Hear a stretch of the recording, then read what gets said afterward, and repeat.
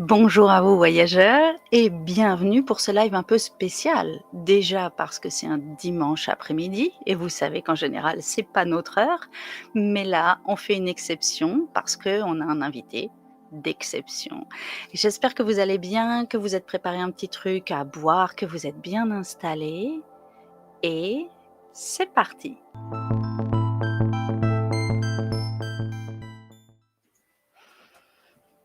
Eh bien nous voilà.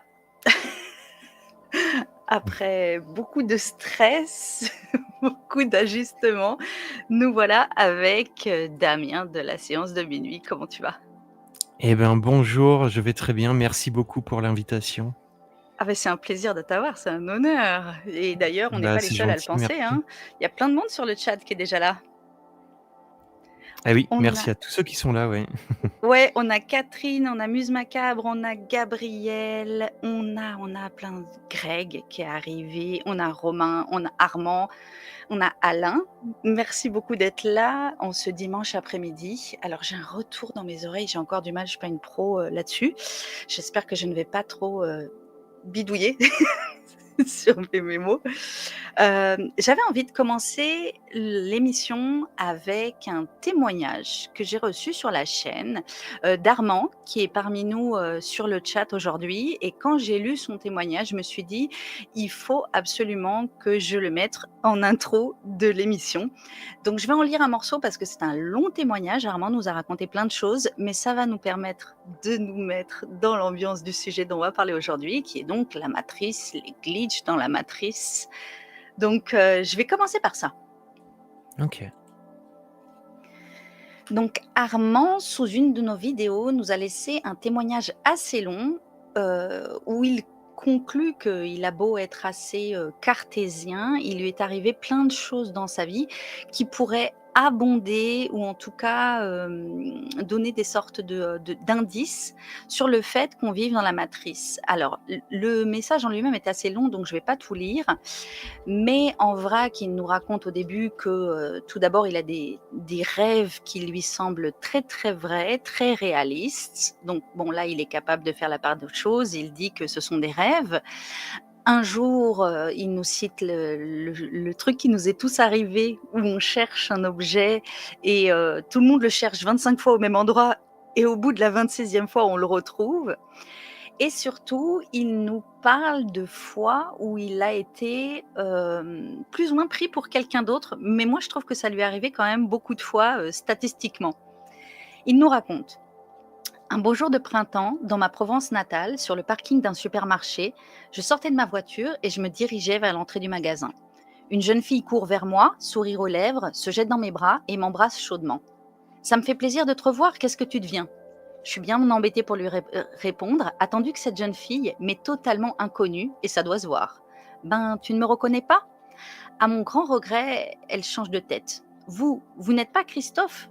Et bah, je le regrette vivement, croyez-le. Elle se confond en excuses, le feu aux joues, effarée par la ressemblance entre ce Christophe et moi. Dans la même idée, plus près de chez moi, je sors d'une assemblée générale, un type s'avance vers moi. Pardonnez-moi, maître, vous êtes inscrit au barreau de Blois? Eh bien non, je ne suis même pas avocat. Toujours dans mon Loir-et-Cher d'adoption, 2 ou 3 connaissances. Tiens, t'es pas à ton resto aujourd'hui? Ceux qui me connaissent savent que je suis une bille intégrale en cuisine. Je réponds: quel resto? Ben, on t'a vu l'autre jour. Tu étais sur le pas de la porte. Et donc là, il raconte plusieurs fois où il semblerait qu'il y ait une sorte de doppelganger, de sosie, de double, où en fait, d'autres personnes étaient persuadées de le reconnaître. Et il continue son témoignage avec encore plein de choses, dont un jour où il a vu une femme dans un train, il a eu un mauvais pressentiment et il s'avère que quelques heures plus tard, effectivement, la femme était allongée par terre et elle a été emmenée. J'ai trouvé ça intéressant parce que c'était un témoignage de première main sur quelqu'un qui a vécu plusieurs expériences qui pourraient peut-être nous faire penser que notre réalité n'est pas aussi lisse et aussi logique que ce à quoi on peut s'attendre. Et j'avais vraiment très envie de commencer avec ça. Et toi, Damien, je sais que c'est un sujet qui te passionne. Alors, on a promis de pas faire un interview formel, mais j'aimerais bien quand même que tu te présentes et que tu nous dises, pourquoi tu es là? Qu'est-ce qui t'a passionné dans toute cette histoire de Matrice? Eh ben, bah, déjà merci beaucoup pour, l'entretien, qu'on va avoir ce soir. Oui, c'est pas une interview parce que je suis pas un spécialiste du sujet, hein, évidemment, mais comme tu l'as dit, c'est vraiment, ouais, un sujet qui me fascine en fait, tu vois? Et tout est arrivé, alors pour me présenter juste, voilà, je tiens la chaîne La Séance de Minuit et l'Heure Fantastique où je parle surtout de cinéma et maintenant La Séance de Minuit, c'est vrai que je suis parti à aborder énormément de sujets en rapport avec le paranormal, les ovnis, enfin toutes ces choses-là qui m'ont toujours fasciné et donc au bout d'un moment, c'est vrai que la chaîne a un peu switché sur ça et généralement, c'est moi qui fais les interviews. Donc c'est pour ça que je suis à l'aise, ce soir, sur ce sujet-là parce que c'est très compliqué. J'ai du mal à structurer vraiment mes pensées, sur ces sujets-là. Mais en tout cas, moi, c'est si tu veux, c'est arrivé déjà très, très jeune parce qu'un jour, il y a ma cousine qui est venue chez moi, tu vois, pour les vacances d'été et qui m'avait dit: «Mais Damien, qu'est-ce qui te dit que là, tu n'es pas en train de rêver ce que tu es en train de vivre?» tu vois? Et ça m'avait mais vraiment choqué parce que je me suis dit: «Mais elle a raison», tu vois, qu'est-ce qui fait que là, je serais pas en train de rêver, en fait, ma vie et si tu veux, c'était toujours resté en moi, mais vraiment, ça m'avait vraiment marqué, tu vois? Mais j'étais jeune en plus à l'époque. Mmh. Et puis évidemment est arrivé Matrix après en 99 et là c'est pareil, tu vois? Matrix, ça te met une giga claque, et tu repenses, tu vois, à toutes ces choses-là et voilà, moi c'est toujours resté un petit peu en moi et puis c'est vrai qu'après, il y a eu énormément de films comme Passé virtuel et cetera qui a abordé le sujet de la théorie de la simulation, du moins la simulation et je trouvais ça, voilà, moi ça m'a toujours assez fasciné, quoi. Alors non seulement la simulation, mais également le fait qu'on pourrait être, des êtres vivants à l'intérieur d'un être beaucoup plus grand, tu vois? Ça, c'est toujours quelque chose qui m'a Ah, aussi énormément, intrigué, voilà. OK, et cet être un peu plus grand, ça serait quoi? Ce serait un être physique d'après toi? Ah bah, j'en ai aucune idée, en fait, si tu veux, il y avait une vidéo sur YouTube que j'avais vue aux alentours de 2006 où tu avais une vision, en fait, tu voyais l'espace, si tu veux et en fait, ça zoomait, donc tu voyais les planètes qui passaient, et cetera et au Mmh. bout d'un moment, tu voyais la Terre et ça zoomait sur la Terre, ça zoomait sur une personne qui était allongée dans l'herbe et hop, tu rentrais dans sa peau et ça zoomait pour revenir dans l'espace, tu vois? Et ce truc, c'était Oh genre waouh! mind blowing, tu vois? Tu dis: «Mais, Mmh. est-ce qu'en fait, on n'est pas à l'intérieur, oui, d'un organisme, vivant comme nous, mais qui serait beaucoup plus grand que nous, tu vois? Après qu'est-ce que c'est? Ça, je ne sais pas, tu vois? Mais j'avais trouvé ça assez fascinant et passionnant aussi. Voilà. Ouais, et tu le disais au début, tu fais beaucoup d'interviews toi-même, c'est-à-dire que tu interviews des gens, dans les invités que tu as reçus. Je sais que même si ton cœur de sujet, c'est toujours, le cinéma, mais, est-ce que tu as eu des invités qui ont un peu abondé en termes de théorie ou peut-être de témoignages, qui vont dans le sens de la matrice?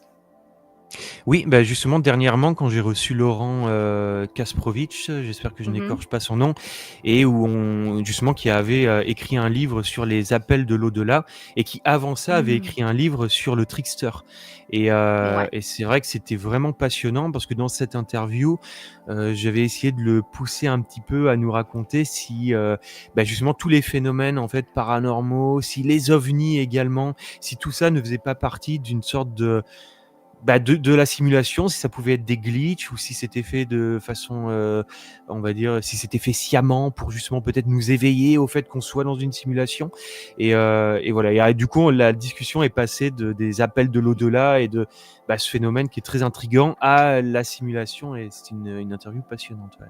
Ouais, j'ai regardé ton interview d'ailleurs, j'enjoins tout le monde à aller le voir, c'était très intéressé. C'est vrai que cette histoire de matrice, en fait, ça pourrait donner du corps, ça pourrait donner un sens à tous les enfin, pas à tout, mais peut-être à une grande partie des événements paranormaux et surnaturels. Mmh. Moi, je l'ai abordé sur la chaîne un peu frontalement, il est vrai, sans définir mon sujet, mais parce que ça m'a paru hyper évident, en parlant d'abord, des phénomènes de bilocation qui sont assez, documentés. Donc en fait, dédoublement pour les gens, bilocation, c'est le terme, religieux. Et puis j'y suis revenue à l'occasion de, la lévitation avec, le cas de lévitation de Daniel Home qui est complètement dingue et comment expliquer ça autrement qu'en se disant: «Attends, il y a un moment, ce gars-là, il y a un glitch, il échappe aux Mmh. règles normales de notre monde, quoi, en fait». Et j'y suis revenue et la semaine dernière, en anticipation de notre rencontre, de notre discussion, j'ai refait vraiment un gros épisode qui raconte le narratif autour de cette idée de matrice. Mais il y avait encore plein d'autres choses, dont on va pouvoir, parler aujourd'hui et d'après toi, quand on dit matrice, parce que tu as évoqué les 2 idées, l'idée qui est un organisme, heu, ou est-ce que tu as cette idée un peu d'une machine? Est-ce que l'idée d'une simulation proche de notre notion informatique d'aujourd'hui, est-ce que toi ça te touche? Bah, c'est vrai qu'après c'est compliqué de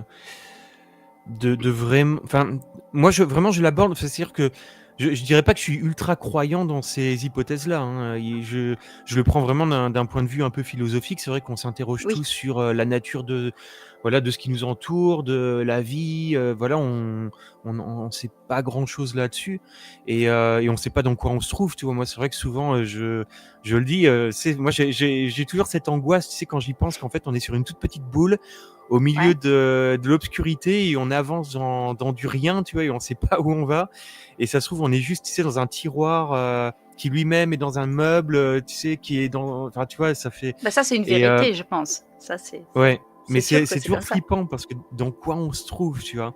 Et donc du coup, c'est vrai que derrière ça, est-ce que le système qui nous gère est identique à, ce que nous, on connaît aujourd'hui en termes d'informatique et tout? Ça, je sais pas, tu vois? C'est vrai que c'est très compliqué quoi de d'arriver à se projeter là-dessus, Oui, parce que je me suis aperçue que dans l'idée de matrice, en fait, moi je l'avais abordé un peu, au début quand j'ai commencé à réfléchir sur l'idée d'une matrice, donc d'une réalité simulée, j'étais, hyper influencée par l'idée, du film Matrix, bien forcément, sûr. tu vois? Donc j'avais Mmh. le côté très, informatique et après c'est vrai que tu as raison de dire qu'en fait, il y a toute une partie, philosophique qui s'ouvre Mmh. là-dessus. Et qui a en fait plein de versions de cette idée d'une réalité simulée qui est pas que informatique. J'avais envie de parler, après on va parler du trickster parce que je sais que ça t'intéresse et que Mmh. tu l'as un peu plus étudié que moi. Mais au long de mes recherches pour préparer notre entretien, je suis tombée sur David Icke. Tu en as déjà Ouais. entendu parler ou pas? Oui, bien sûr. Alors David Icke, j'en avais entendu. Ben, après, c'est vrai que c'est un peu compliqué parce que lui, il parle des reptiliens, enfin, ça part Oui. un peu dans tous les sens, hein. Mais moi, je me souviens que j'avais lu un livre de lui Mmh. qui était assez fascinant. J'ai oublié le titre, ça devait être, c'était pas la sim ça parlait de simulation, mais je sais plus, quel était le titre de son bouquin. Tu sais, c'est celui qui démarre où il explique que, généralement les gens qui, sont un peu éveillés ressentent, des de temps en temps, avoir comme une sorte de toile d'araignée qui se pose sur leur visage. Je sais pas si tu te souviens de ce Non, alors, j en fait, je m'étais pas intéressée à David Icke avant de préparer, notre entretien. ah J'ai d'accord, vu OK. plein de livres, mais qui même en occasion sont devenus super chers. Donc c'est genre Mmh. un peu collector, si vous avez un David Icke original, gardez-le. Et j'ai pas encore lu ses bouquins. Ah voilà, moi j'ai retrouvé le livre, c'est «L'illusion de la réalité, on se fait tous rouler». Voilà, c'est Ah, ça son livre et il est super intéressant et au départ, moi quand je l'ai lu, il explique que, ouais, les gens qui sont un petit peu éveillés, en fait, comme ça, ont toujours le sentiment d'avoir une toile d'araignée. Enfin, je sais pas si ça t'est déjà arrivé d'avoir ce truc, genre, tu as l'impression qu'il y a un truc qui se pose sur toi et tu es là, tu fais: «Mais en fait, il y a rien, mais ah bon, délire, non, ça m'est jamais arrivé. OK». Bah, ouais, voilà. Et il commençait donc comme ça? Oui, par ça, ouais et ce livre, il est vraiment fascinant, mais je l'ai lu il y a une dizaine d'années, hein, mais c'est un gros pavé, en plus, c'est un truc énorme, Ouais, beh, je il est pense que très, je vais très quand chouette. même, même s'ils sont un peu chers, je pense que je vais essayer de trouver un de ses Ah, il bouquins. faut, ouais. Je lis un peu ce qui s'échange sur le chat. Il y a plusieurs personnes qui sont arrivées. Salut Tarkam, salut Abel, salut Écoute Visuelle, Thibaut. Je vois qu'en fait, effectivement, on est enfin, il y a Greg qui soulève que il ne croit pas à une simulation générée par une intelligence supérieure, mais plutôt un univers autogénéré. Alors, du coup, c'est toujours la question de la poule ou de l'œuf. Heu, Mmh. quand on avance un peu dans ces théories, je l'ai abordé, lors de mon dernier épisode, il y a cette idée que, il est possible que des êtres humains dans le passé aient créé des intelligences artificielles et des réalités simulées, enfin des matrices, et qu'elles soient aujourd'hui en train de tourner en rond toutes seules et autogénérer au quotidien notre réalité. C'est un peu dingue cette idée, je trouve. Et donc Ça on serait pourrait tous, tourner tout seul, ouais. OK, ouais, c'est intéressant. Ouais, on en parlait, David Icke, lui, alors c'est hyper complexe, hein. Il pense que le monde est un hologramme contrôlé par une élite reptilienne interdimensionnelle. Là, c'est fou Ouais, quand même. voilà. Ouais, lui, il part vraiment dans les reptiliens. Pour lui, c'est une sorte de projection vibratoire, ouais, je sais pas. C'est C'est bizarre, intéressant, mais moi, dès qu'il commence à y avoir les reptiliens, ça fait un peu red flag, tu vois? Tu te dis: j'avoue, «Ah, j'avoue. bon». Surtout qu'en plus, à part 2-3 vidéos où on voit les yeux qui clignent comme ça, les reptiliens, on n'a pas a priori, de contact, mais tu as des gens qui pensent qu'il y a, plusieurs races, en fait, de formes d'extraterrestres, sur nos terres. C'est Mmh. moi ça j'ai un peu de mal à rentrer dans ce narratif, mais tu as des gens qui pensent qu'il y a les reptiliens, les je sais pas quoi, les grands Les bleus ou grands blonds là. insectoïdes, Ouais, mmh c'est un peu étrange quand même mmh. et Moi, donc moi, pardon. vas-y? Non, j'allais dire les reptiliens, ça fait très la série V, tu sais? Oui Donc et en plus, ouais, il y a beaucoup de ces de ces narratifs qui ont été, repris bien sûr dans la fiction et là tu t'y connais encore mieux que moi, et c'est vrai que si on peut penser que pour certaines personnes au début ça donne du corps à ces théories, en fait au bout d'un moment ça les décrédibilise aussi un peu, non? Parce que les mmh. Bah, reptiliens, complètement, on complètement. peut y croire au début, se dire: «Tiens, c'est dans une série», mais en fait, au final, ça fait aussi tomber un peu, la théorie dans le ridicule peut-être ou dans le: «Ah, c'est un truc de film». Ouais, on peut le voir comme ça ou on peut imaginer aussi que peut-être que, justement, la pop culture, peut aussi, tu vois, parfois un petit peu, influencer, je sais pas. C'est Ouais, ça peut être un aller-retour. Ça peut aussi être peut-être une façon de dire des vérités cachées. Après tout, c'est quoi? C'est les Simpsons où il y a tous les ans une théorie sur les Simpsons qui ressort comme quoi ils ont prédit le futur ou ouais, je ne sais trop quoi. je sais pas. Il y a un C'est vrai que c'est aller-retour. ouais, je comprends, mais c'est vrai que c'est un peu compliqué parce qu'il y a des on peut faire des parallèles avec des choses qui, je sais pas, moi je trouve ça un peu, ouais, je pars pas trop, Toi, là-dedans, l'idée que mais les Simpsons aient prédit des choses, toi, par exemple, ça t'interpelle pas? bah, non, parce que je pense que les Simpsons, tout comme, South Park, tu sais, c'est des séries qui, observent Oui, tu c'est vois, South le Park, climat c'est pas social, forcément les Simpsons, ouais. politique, tu vois? Donc, parfois ils anticipent certains trucs, tu vois? Mais après, tu vois, je sais pas, il y a plein de choses que tu peux regarder, dans des films, tu vois, qui sont sortis il y a une vingtaine d'années et puis faire un parallèle avec ce qui se passe aujourd'hui ou dans des bouquins, tu vois? Et je sais pas, franchement, j'ai un peu de mal quand même à imaginer, genre que c'est les mecs qui font les Simpsons, ont accès, tu sais, à un ou ont une vision du futur et puis, lancent comme ça de temps en temps des je sais pas. Je pense que c'est juste à un moment donné, ça Ou tombe est-ce que c'est juste et parce qu'ils l'ont dit que c'est arrivé? je sais pas, je sais pas. Ça serait fou qu'il y ait un aller-retour comme ça, à travers les œuvres de fiction. Que si tu Oui, c'est-à-dire l'annonces, que ça finit par arriver. ouais, ouais, c'est Heu, genre la pensée, sorte de réécriture. mmh. C'est quoi le trickster? On va en parler maintenant. Beh, le trickster, en fait, ce serait une entité qui serait, en fait, alors, dans un autre, plan, en fait, que le nôtre et qui serait capable d'interagir, en fait, avec notre réalité. Ce serait ça le trickster. Alors déjà, il en parle Descartes, hein, Oui, parce que justement après l'interview que j'avais fait avec Laurent, j'avais un petit peu regardé et Descartes parlait déjà du génie malin ouais, ou le et démon trompeur, ouais.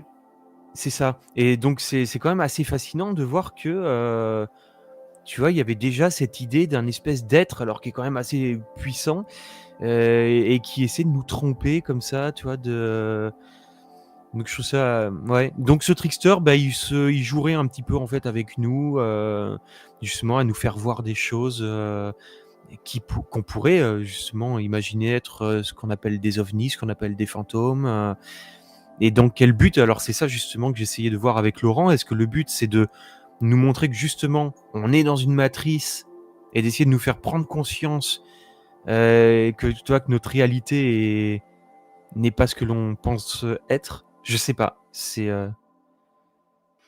Oui, alors, j'avais regardé pour des cartes. À chaque fois, je suis obligée d'enlever et de remettre.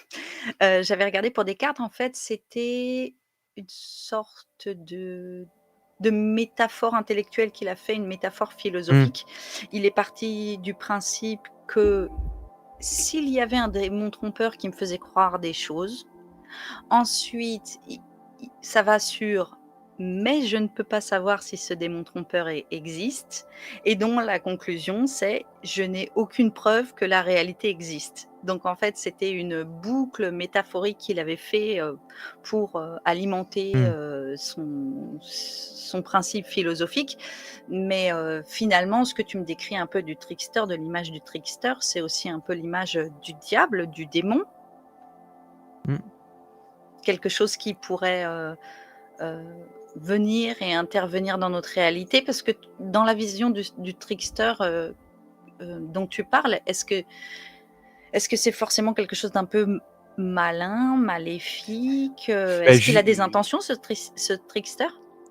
justement c'est ça, c'est, à savoir est-ce que c'est fait, de façon positive ou négative, tu vois? Comme je le disais, ça peut très bien être, une façon de nous éveiller, de nous dire: «Attention, regardez, quand vous voyez un ovni ou quelque chose», enfin, tu vois? Quelque chose qui sort en fait de ton quotidien, c'est peut-être pour nous alerter sur le fait qu'il existe, tu vois? Quelque chose d'autre, et quelle est cette autre dimension, tu vois? Enfin, moi je le vois un petit peu comme ça. C'est pas forcément quelque chose de mal. Si ça existe, hein, attention, je dis pas que j'y crois, hein, mais effectivement, Oui, comme tu oui, je l'as dit, comprends. Descartes, lui, c'était justement le moyen de nous montrer que, bah, il est logiquement possible que tout ce qu'on croit est faux. Donc, tu vois, c'était ça, en fait, il voulait en venir, avec ce génie malin là. Donc quelque part, pourrait y avoir une entité ou des choses qui essayent de nous montrer que la réalité n'est pas ce qu'elle est. C'est un peu ce que tu me dis? Ouais, c'est ça exactement. C'est-à-dire, par exemple, imaginons qu'il y ait, quelque chose qui soit au-dessus de nous et qui a généré cette simulation et nous, on est à l'intérieur. Mais tu as quelqu'un, genre, tu as un des programmeurs qui essaie de nous faire passer des messages de temps en temps en mode, J'adore. ouais, regardez, là, il y a quelque chose qui colle pas avec votre réalité. Vous voyez bien qu'il y a quelque chose derrière le voile, en fait, tu vois? C'est peut-être ça aussi, tu vois, le trickster. J'adore. C'est un des programmeurs qui a un peu d'empathie pour nous et qui se dit: «Bon, ouais, je vais quand même essayer de leur soumettre l'idée que il y a quelque chose d'autre. Ils sont pas, moi, je trouve ça super intéressant. D'accord, donc il y aurait, une f dans tout ce qui contrôle la réalité, il y aurait aussi une volonté de nous éveiller, de nous éclairer au fait qu'on comprenne que, on n'en voit qu'une partie, c'est un peu ça? Ou qu'il y a autre chose? Ouais, exactement. Genre, soit de nous éveiller pour nous dire: «Beh, essayez de vous en sortir», tu vois? Mais et on nous donne des petits indices, en fait, justement, mais ouais, non, c'est très compliqué, en fait, de se projeter sur, pourquoi, comment tout ça fonctionne, mmh. Ouais, j'avoue. J'avais un autre témoignage, alors attends, il est où? J'adore celui-là. C'est un témoignage sur ma chaîne de quelqu'un dont le nom est Damien Darc. Mmh. Il me dit: «Un soir, mon frère m'envoie un message en texto.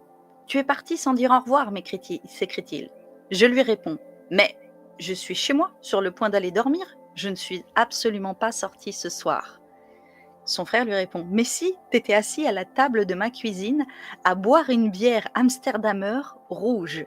Je suis allé aux toilettes et lorsque je suis sorti, tu n'étais plus là. Tu as laissé ta canette vide sur la table.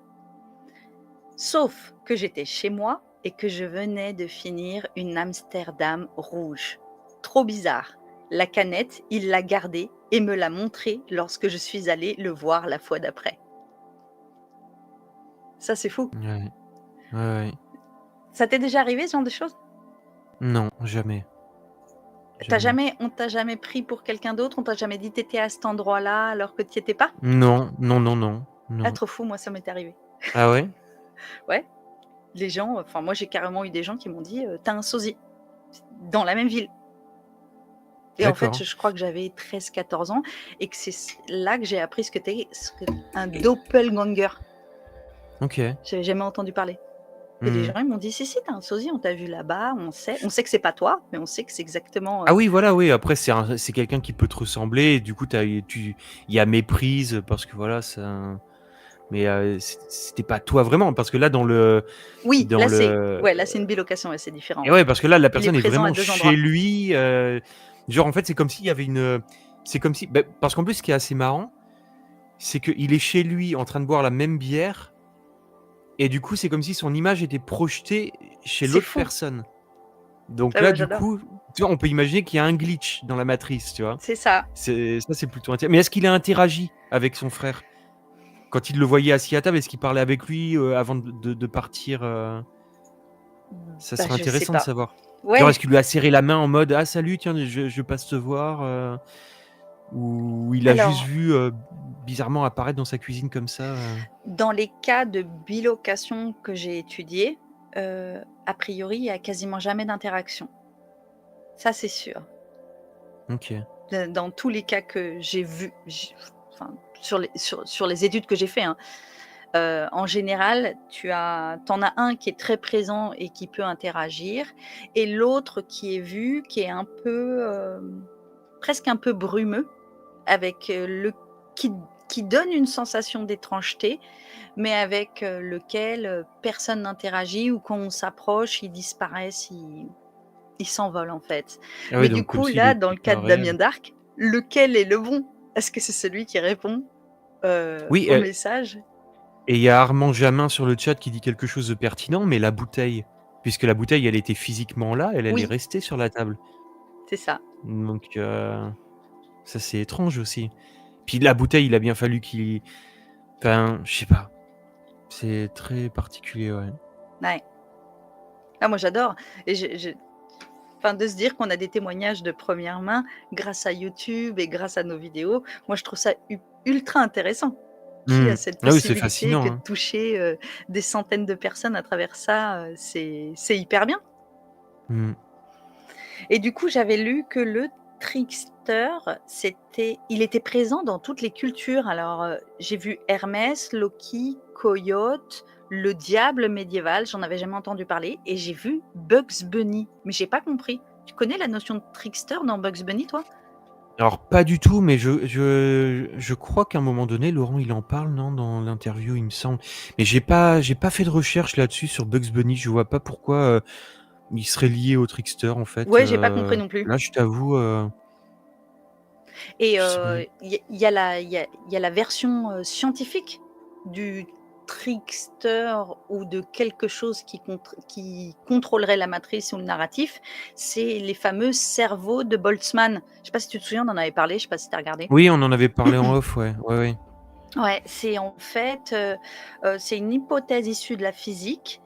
Dans un univers en expansion, des îlots d'ordre peuvent émerger du chaos par hasard et parmi ces îlots, l'un pourrait être une sorte de conscience fugace, un cerveau avec de faux souvenirs croyant vivre dans un monde stable. Et ça s'appellerait le Boltzmann Brain, le cerveau de Boltzmann, une illusion Mmh. de réalité complète, surgit sans cause, sans histoire, sans Dieu. C'est une comment on dit? Un présupposé, scientifique qui a été fait pour essayer de comprendre pourquoi parfois certaines choses sont hyper ordonnées alors qu'elles devraient être hyper chaotiques, en fait.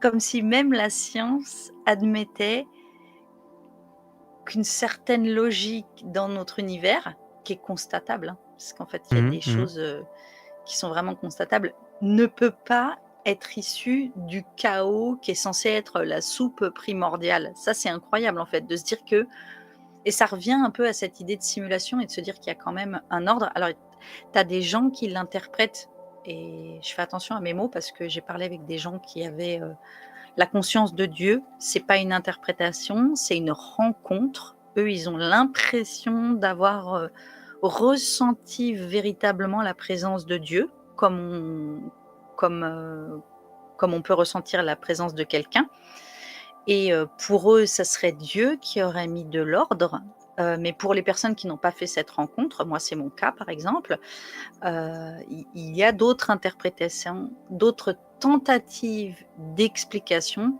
pourquoi notre monde est comme il est. Tu sais le truc de la lune par exemple? Tu as déjà entendu parler de l'étrange, le fait que la lune soit à une certaine distance, qu'à un moment l'ombre de la Terre fasse exactement la taille de la lune. Tu en as Mmh. déjà entendu parler de ça? Ouais, oui, j'avais vu, passer des trucs là-dessus, ouais. Comme quoi il y aurait un endroit, quelque part, quelque chose qui fait que tout ça, ça tient la route. Je sais pas si on peut le Mmh. rapprocher de la notion de Dieu, mais je pense que si quand même.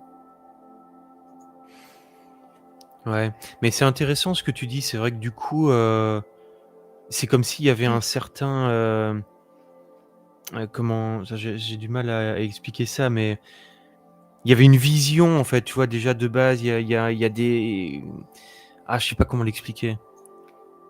Il y a ouais, il y a une logique en fait, tu vois? Dans tout ça. Donc Il y mais aurait c'est intéressant. ouais, vas-y. Non mais, juste parce que j'étais en train de réfléchir à ce que tu disais quand tu parlais de Dieu, mais au final, ceux qui détiennent, qui font cette simulation, ceux qui sont aux commandes de cette de cette simulation, tu vois? Au final, pour nous, c'est c'est rien d'autre qu'un dieu au fond, tu vois? Qui a créé, donc on en revient à ça. Ouais, il y en a qui appellent ça un dieu, des dieux, mais en tout cas, ça serait une sorte de d'image mentale d'un ordre et donc d'une conscience et peut-être d'une destinée de comment ça va se dérouler, heu, dans ce qui est censé être, du chaos. Parce qu'en fait, à la base, la science, elle dit qu'il y a eu une explosion, pouf et encore, ils sont en train de revenir dessus, sur le Big Bang. C'est parti un peu dans tous les sens et par chance, sur la Terre, tout s'est bien organisé pour que ça soit comme c'est. Il y a la théorie de l'anthropisme, qui dit que, le fait que nous soyons là pour observer l'univers et le constater est en soi la preuve qu'il y a une logique. Alors là, moi, je trouve que c'est de la science Mmh. philosophique, quoi. C'est-à-dire qu'en fait, le fait qu'on soit là et qu'on soit observateur, ça prouve qu'en fait, tout ça, ça a été fait exprès pour qu'on soit là. Mmh. Ouais, Mais si on je était dans une réfléchis. matrice, quelles pourraient être les véritables preuves? Qu'est-ce qui pourrait nous prouver, en fait, qu'on est dans une matrice? C'est vrai que c'est quand même assez compliqué, le truc, c'est déjà d'arriver à définir la réalité qui est autour de nous, tu vois? C'est vrai que ça, c'est aussi, c'est compliqué et ce live, il est compliqué, hein, parce qu'il faut, Il faut que tu tu vois, il y a la ré la réfléchisses. il y a la réflexion, en temps réel. Hem, je sais pas, toi, tu vois des choses comme ça qui te enfin, tu perçois des choses où tu pourrais te dire: «Tiens, ça, il y a quand même là, une possibilité que ce soit, une des Oui, preuves qu'on soit dans une simulation». oui, mais j'ai mon cerveau rationnel tout le temps, tu sais, qui Eh vient oui, dire: «Non, c'est le hasard», tu sais, quand tu as des déjà-vus? Ou moi, parfois, oui. j'ai des sensations, d'avo d'être déjà passée dans des endroits ou d'avoir déjà vécu des instants de vie, de ces genres, comme si j'ai Mmh. été réincarnée de certaines choses. Mais mon cerveau rationnel, il vient dire: «Non, non, c'est imaginé, tu as lu un livre, tu as vu un film» ou quand il y a des synchronicités, Moi, comme je le dis, par exemple, dans ma vie au quotidien, je crois qu'on en avait déjà parlé, mais quand j'ai 2 rendez-vous en même temps, je m'inquiète jamais. Je sais qu'il y en a un qui va s'annuler. Quand OK. j'arrive près de l'endroit où, je dois me garer, je m'inquiète pas. Je sais que je vais avoir une place juste à côté et le fait que j'en suis sûre, ça marche à tous les coups. Ou est-ce que c'est parce que je ne sais trop quoi? Tu vois? Il y a un moment, pour moi, il y a une évidence et donc je te dis, mon cerveau rationnel, il se dit: «Tu cherches à faire des liens où il y en a pas, tu as une pensée magique, tu es un peu dans ce monde et tout machin», donc je rationalise à fond.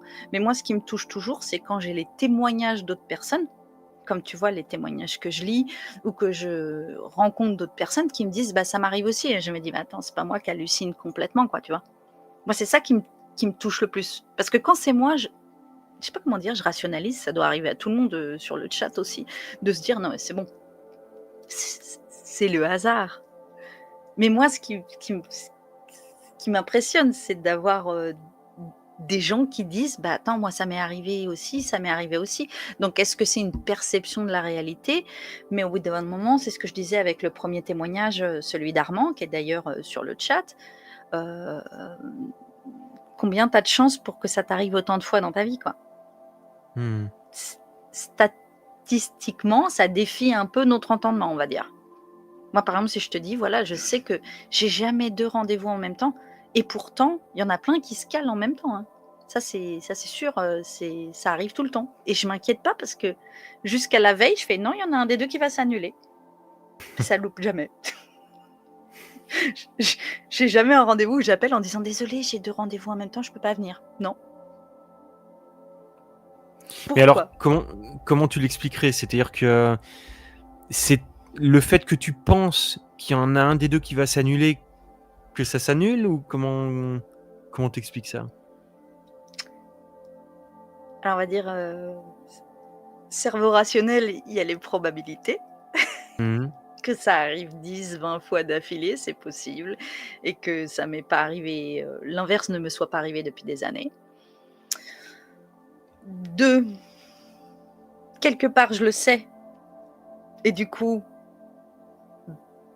pourquoi je le saurais? Je ne sais pas, mais du coup je ne fais rien, puisqu'il y a d'autres fois Mmh. où je dis: «Bah non, ce jour-là je peux pas parce que j'ai déjà un rendez-vous», tu vois? Peut-être que j'ai une sorte de vision, prémonition, j'en sais rien, tu vois? C'est tout de suite tomber de l'autre côté du miroir que de dire ça et que Mmh. je sais qu'il y en a un des 2 qui va s'annuler, donc je les laisse être ensemble les rendez-vous, je m'en fiche. Troisième solution, parce que je sais qu'il y en a un qui va s'annuler, bah, quelque part, ça s'annule. Je sais pas, honnêtement, j'en ai aucune idée. Mais moi, du coup, dans ma vie, ouais, enfin, je sais pas, je vis un peu avec ça, quoi. Ça me perturbe pas trop. Parce que quand c'est dans mon monde, dans ma tête, je rationalise et je me dis: «Je suis comme ça», tu vois? C'est c'est comme ça. Mais quand c'est OK. les autres, ça me fait trop bizarre, quoi. Je te dis, le cas de Daniel Home et sa lévitation, j'ai halluciné. Comment on peut avoir une lévitation devant des gens? Puis le gars, toute sa vie, il lui est arrivé des trucs, il avait des prémonitions de mort, il faisait des trucs de dingue et en fait, vers la fin de sa vie ou de sa carrière, vu qu'il était médium, il a carrément lévité devant des gens. Il est sorti par une fenêtre et il est re-rentré par une autre. Mais est-ce qu'après on n'était pas face à un prestidigitateur, de talent, Alors, tout le mon il a été tu traqué vois? par Moi je rapport à ça reste parce un que peu, ça faisait des années ouais. qu'il était un peu suivi par rapport à ça. C'est-à-dire que dès qu'il a été médium, tout le monde, s'est mis à crier au canular et cetera et tu as des gens qui ont été voir l'endroit par lequel il est passé, savoir s'il n'y avait pas une corniche, savoir et ça n'a pas été débunké. Mmh. Sortir par une fenêtre et rentrer par une autre. Donc là, c'est assez dingue. Je veux dire, est-ce que c'est pas dans Ouais. cette zone d'ombre un petit peu, le truc complètement différent, hein, de, moi et mes rendez-vous et lui et sa lévitation, tu vois?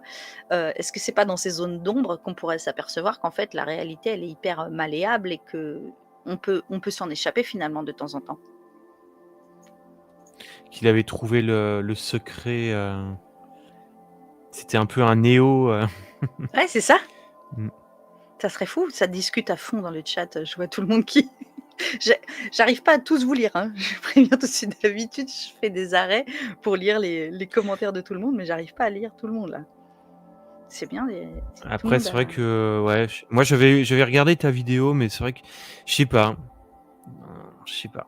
qu'est-ce qui Ouais, t'a moi je trouve ça toujours un peu compliqué. Beh, parce qu'en fait on est quand même au 19e siècle, c'est vraiment toute la période un peu spirit et cetera, oui, tu vois? Donc je me dis: «Est-ce que le gars il avait pas trouvé là, tu vois, un moyen de» je sais pas. Moi je peut-être. reste très, très, sceptique. Moi je suis passionné par tous ces sujets, mais je reste malgré tout sceptique, hein. Je suis pas mais, après je sais que voilà, il y a eu ouais, je sais pas. C'est très Bon, compliqué, ouais. effectivement, moi après j'ai aimé le cas de Mmh. Daniel Home parce qu'il était bien documenté, parce que j'avais de quoi dire sur sa vie, j'avais plein d'éléments donc Mmh. voilà, après je pense que c'est pas le seul. Par exemple, si tu as vu aussi l'épisode sur les bilocations, alors là par contre, tu as foult de comptes rendus de bilocation et tout, tu en as plein, plein, plein des gens, des prêtres qui ont été vus en dehors de leur, comment ça s'appelle? De leur paroisse pour aller Ah faire, bah oui, genre, des Pio, sermons. Padre Ouais, Pio et tout Padre ça et puis, Pio, tu ouais. as, j'avais noté, tu avais qui d'autre? Tu avais Yvonne Aimée, tu avais, tu en as plein en fait et là, sur ce cas-là, qu'est-ce qui se passe, sur un cas hyper documenté? Je comprends tout à fait tes réticences, sur Daniel Home. C'est un cas, moi, que j'ai trouvé hyper intéressant et assez peu connu. Je n'avais jamais entendu parler personnellement, donc je trouvais que c'était bien pour ouvrir le débat, mais sur les bilocations, c'est fou aussi. Mmh. Bah, c'est vrai que c'est fascinant, hein, moi quand j'ai regardé ta vidéo, sur, Home, ouais, c'est vrai que tu te demandes bah, parce qu'en plus il a jamais été débunké, tu vois? C'est-à-dire qu'ils ont Mmh, essayé pourtant, hein, mmh. et ils ont jamais réussi à trouver quoi que ce soit, donc soit le mec était vraiment super intelligent et il a trouvé un stratagème, tu vois, complètement dingue pour l'époque, soit il y avait quelque chose et là, le problème c'est qu'on le saura jamais maintenant. Après, moi, j'ai été jusqu'au bout du principe et j'ai rencontré Jean-Pierre Gérard, qui est un des Ah seuls, oui, mmh, Français qui fait de la télékinésie et devant mmh. moi, il a tordu une barre de métal. Alors on peut dire que j'étais trompée, hein. Je dis pas du tout que je sois, la personne intrompable, tu vois? Mais j'ai étudié toute sa vie, j'ai lu, j'ai entendu des interviews, j'ai vraiment étudié bien, bien sa vie et au bout d'un moment, je me suis dit: «Bon, il passe à Paris, j'ai l'occasion d'aller le voir, je vais aller le voir». Mmh. Donc j'ai vu en face de moi et il m'a expliqué comment il faisait, de la torsion de barre de métal et en comprenant ce qu'il voulait dire sur, la torsion de barre de métal, j'ai pu faire tordre des barres de métal à d'autres personnes. Moi, j'y arrive pas, mais je pense qu'en fait, mon cerveau, il est pas prêt. Mais tu as Quand touché la barre en métal pour voir si c'était vraiment du métal Oui, ou, bien sûr. Ouais, ouais, il l'a montré devant tout le monde. On était une dizaine. Donc en fait, on avait tous l'occasion de tester, de regarder et tout. et tu as essayé de la tordre toi-même? C'était pas de l'alu, Alors, tu peux la tu vois, ou un tordre truc avec la très main, hein. léger qui Ça, il y a pas de souci. Sauf qu'en ah fait, il OK. la tient comme ça devant toi. Donc, il la fait rouler, il la Mmh. tient comme ça devant toi. Tu vois bien qu'elle est pas tordue et tout. Et en fait, tu le vois, si tu veux, faire un mouvement autour de la barre et tu la vois avec tes yeux se tordre. C'est tout ce que je dis. Mais est-ce qu'il y a pas un effet d'optique un peu comme quand tu prends une cuillère, tu sais que tu la fais bouger entre tes doigts et que tu as l'impression qu'elle est molle au bout d'un moment, tu vois? Je sais pas. Moi je reste très sceptique là-dessus par Qu'est-ce contre qui te parce que convaincrait? je me C'est drôle. Mais j'aime bien, hein. Qu'est-ce qu'est-ce qui bah, te qu'est-ce qui convaincrait me toi? bah, déjà il faudrait que je le voie en vrai comme toi tu l'as fait, ce que j'ai pas fait, tu vois? Aussi, Mmh donc mh. c'est peut-être pour ça, Mmh. et puis d'analyser avant la barre, de regarder, tu vois? Il y aurait Ouais, je vraiment ce sais, je truc-là, sais. mais après c'est ouais, je sais pas, moi j'ai regardé pas mal de documentaires aussi où, ils ont essayé, hein, de faire tordre par exemple je crois que c'était des cuillères ou des petites barres de métal qui par contre étaient encapsulées dans du verre et ils arrivaient pas Oui. à la tordre quand ils la touchent pas, tu vois? Donc, il y a plein de choses, je sais pas. Moi je reste, un peu dubitatif là-dessus, Alors je pense qu'il y a 2 choses en fait, enfin il y a plusieurs éléments mélangés. Hem, Jean-Pierre Girard, quand il en parle, il explique très bien en fait que tu as une partie de préparation mentale. C'est-à-dire qu'en fait, il faut que tu prépares ton cerveau à être d'accord avec ce qui peut se passer. Mais Mmh après mh. j'ai un rebondi, plus scientifique là-dessus. Donc tu as une partie où tu fais accepter à ton cerveau que c'est parfaitement possible. Par exemple, pour reprendre sur la bilocation et la lévitation de Daniel Home. La lévitation, ça nous semble absolument impossible. On sait bien qu'on ne peut pas léviter. Les oiseaux, ils le font et encore, ils battent des ailes. Donc notre cerveau, il ne peut pas imprimer cette réalité. Par contre, la bilocation, on se dit, est-ce qu'il peut y avoir un sosie? Est-ce qu'il peut ne pas vraiment avoir été là, mais qu'on aurait vu un peu son fantôme? Finalement, notre cerveau est beaucoup plus prêt à accepter un phénomène de bilocation que Mmh. un phénomène de lévitation. Donc tu as ça, tu as le fait que dans une forme de ta réalité, ces choses-là soient acceptables. Donc ça, c'est une chose. Et je voulais pendant notre interview montrer un petit extrait vidéo, mais on n'a pas réussi à connecter, le son. Bref, c'est pas grave. Heu, Avec un gars qui explique qu'on vient de se rendre compte que ce que nous percevions comme étant la réalité n'est pas juste un agencement de photons qui a rebondi sur un objet qui vient dans nos yeux, que notre cerveau retourne, tout ça. Il dit: «On est en train de se rendre compte que, notre cerveau a déjà une idée de la réalité, que c'est un peu comme un puzzle, il y a des trous et qu'en fait, selon les changements autour de nous, on vient réajuster l'idée qu'on a de la réalité. Donc en fait, déjà Mmh. dans notre cerveau, lui il dit, notre cerveau est déjà en train d'halluciner. Je pense qu'il y a des gens sur le chat qui voient exactement de quoi je parle, mais donc notre cerveau serait dans une hallucination permanente où il ne fait qu'imaginer ce que potentiellement il y a autour de lui et puis, selon les circonstances, il adapte. Par exemple, il y a quelqu'un qui arrive, il dit: «OK, donc maintenant il y a quelqu'un, machin, machin». Donc là, tu as la question de la perception de la réalité et la façon dont ton cerveau, il est préparé à ça ou pas. Par exemple, quand je te parle de, torsion de barre de métal ou de Daniel Home, toi, ton cerveau, il se dit: «Ah bah, il y a une explication logique qui rentre dans ce que je sais du monde, quoi», tu vois? Et juste pour finir cette boucle, j'ai toujours été fascinée par cette histoire d'un explorateur qui était arrivé sur une île et il a rencontré des natifs de l'île et il a sympathisé, ça s'est bien passé et tout et au bout d'un moment, les natifs, les indigènes lui disent: «Mais tu es venu comment, en fait?» Et beh, il dit: «Bah, avec mon bateau qui est là-bas». Puis ils disent: «Comment ça, un bateau qui est là-bas?»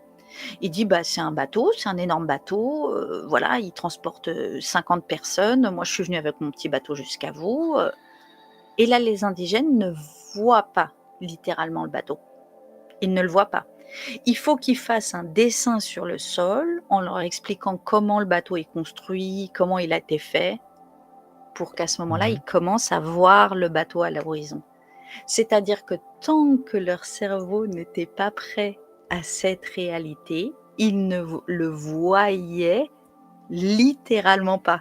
Et ça, je trouve ça dingue. Et en fait, du coup, ça fait plusieurs petites anecdotes, excuse-moi, c'était un peu long, mais qui viennent corroborer le fait que, il y aurait une réalité extérieure à nous, qui doit venir se confronter à ce que notre cerveau est capable d'accepter et ensuite ça fait une histoire commune d'une réalité tous ensemble. Ouais, mais est-ce que ça, il faut le prendre genre au sens littéral, genre ils voyaient vraiment pas le bateau? Ou c'est-à-dire qu'ils arrivaient pas à interpréter ce qu'ils voyaient? Parce qu'un bateau, ils ne connaissaient pas ce que c'était? D'après l'anecdote, il ne le voyait physiquement pas. D'après D'accord. l'anecdote. Mais pareil, on peut toujours essayer de rationaliser, hein, et moi, ça me pose pas de problème. Mais d'après l'anecdote, il ne le voyait tout simplement pas. Mmh. Ouais, parce que, s'ils savent pas du tout ce qu'est un bateau, tu beau leur dire: «Ça, c'est un bateau», ils savent pas ce que c'est, tu vois? Mais après de là à ne pas le voir physiquement comme si le truc n'existait vraiment pas, ouais, Bah, je OK. te dirais, c'est pareil comme, les Inuits, ils ont par exemple, je crois 20 mots pour décrire les différentes nuances de blanc de la neige. Mmh. Toi, tu regardes la neige, tu vois deux, trois nuances. Tu vois un peu de bleu, un peu de blanc, un peu de transparent. Tu les vois pas du tout, ces nuances, on est d'accord. Mmh. Mais si tu as un Inuit pendant 1 heure, 2 heures, une semaine, qui t'explique les différentes nuances de blanc, soudainement, tu les verras, ce que tu voyais pas avant. C'est à une autre échelle, mais c'est la même idée. Ah ouais, ouais, ouais, ouais. Ouais, je comprends, je vois ce que tu veux dire. Après oui, mais peut-être qu'eux, ils sont tellement habitués à voir la neige qu'ils en perçoivent, tu vois, comme tu le dis. Hem, Après la neige, c'est vrai que ça fait toujours des petits, ça fait des petits cristaux avec la lumière qui tape dedans, donc ça peut toujours, Complètement, mais tu vois? physiquement, tant qu'on t'a pas expliqué que ces nuances de blanc, elles existent, quelque part, tu ne les vois pas. C'est ça qui est Mmh. fou. Donc c'est Parce pas qu'on n'y a un pas entraînement de ton œil, c'est un entraînement de ton cerveau. Depuis le ouais, début, ouais. ton œil, il voyait toutes les nuances. Parce on n'y prête pas attention parce qu'on est peut-être pas en permanence dans la neige comme eux, tu vois aussi? Je sais pas. Oui, C'est, peuvent y bah, après il y a plein d'explications, hein. Il y a plein d'explications, qu'on peut comprendre, mais là, l'idée, c'est de se dire qu'en fait, à un moment, tu pourrais, d'après ce que j'ai compris, hein, conditionner, ton cerveau à recevoir une certaine forme de réalité et ou tu pourrais déjà avoir un cerveau qui est préparé par ta vie, par, ce que tu as vécu pour recevoir certaines informations et certaines réalités. Tout ça pour rebondir sur la notion de réalité dont tu parlais. Qu'est-ce que c'est que la réalité? Bah, finalement, c'est la rencontre entre quelque chose de physique et ton cerveau, qui est une machine et qui a déjà un fonctionnement particulier. mmh, Tout à l'heure, il y a des ouais. gens qui parlaient de la gnose là sur le chat. J'ai moi j'ai pas tout compris la gnose, on en parlait tout à l'heure. Tu as compris ce que c'était la gnose toi? Beh, écoute, moi justement, je voulais aborder ça avec toi parce qu'il y a quelques années, bon ça remonte quand même à loin, mais c'était en 2011-2012, il y avait un site internet qui existait et je sais plus comment ça s'appelle, mais il y avait le mot, police dedans, tu sais, POLIS, tu vois? OK. Genre c'est Persepolis, Cosmopolis, enfin je sais plus comment s'appelait ce site. Mais il était absolument passionnant parce qu'à l'intérieur, il y avait, tout un truc sur les archontes et le fait que l'humanité était en fait comme, parasitée par des sortes d'êtres. Alors, mais je l'ai lu il y a longtemps et je l'avais sauvegardé à Mmh. l'époque ce truc, je l'avais enregistré en PDF cette page et je l'ai plus aujourd'hui et je ne retrouve plus ce site quoi, il n'existe plus et justement quand tu m'as parlé des archontes, ben je voulais te voir si toi tu Oui, connaissais un petit peu cette histoire-là avec ces et je me souviens que ça parlait voilà, de ces archontes qui seraient en fait des sortes de parasites qui auraient envahi, c'est alors ça. soit nos esprits, soit notre réalité, mais voilà. Mais je me souviens plus trop de ce que c'était, mais c'était fascinant en tout cas, je me souviens, j'ai trouvé ça génial quoi et ça rejoignait toute cette histoire de gnose et autres, il me semble, Ah super. Bah, écoute, je vais te relire ce que j'ai noté du coup parce que j'ai pris quelques notes. Avant ça, je réponds à ce qui est dit sur le chat parce qu'il y en a qui réagissent à ce qu'on dit et qui disent: «Bah, du coup, ça donne une existence, sans but, on a l'impression qu'on est dans quelque chose de faux». En fait, je pense que plus l'idée, c'est de se dire que on peut, alors je vais essayer de pas faire jouer, l'illuminé là-dessus, mais on peut ouvrir nos esprits en se renseignant, en apprenant des choses, en échangeant avec les autres. Heu, on peut ouvrir un peu plus grand la porte des réalités. Je vais le dire comme ça et c'est ça tout l'intérêt, bah, de discuter tous les 2 et de retransmettre cette discussion à d'autres personnes sur internet. C'est que plus on va discuter et en savoir un petit peu plus sur la réalité, plus notre cerveau sera à même, peut-être de mieux comprendre et d'accepter, ce qui nous arrive. Voilà, je voulais juste répondre à ça parce qu'il y en a qui disent: «Mais du coup, la réalité, tout ça, ça veut rien dire». Donc voilà, je vais reprendre sur la gnose. Alors, j'avais fait un petit passage sur la gnose dans le cadre de la théorie de la simulation. Donc, selon les gnostiques, le monde matériel n'a pas été créé par un dieu bon, mais par un démiurge, une sorte de faux dieu ou de programmateur imparfait. Ce monde est un leurre, un piège pour l'âme.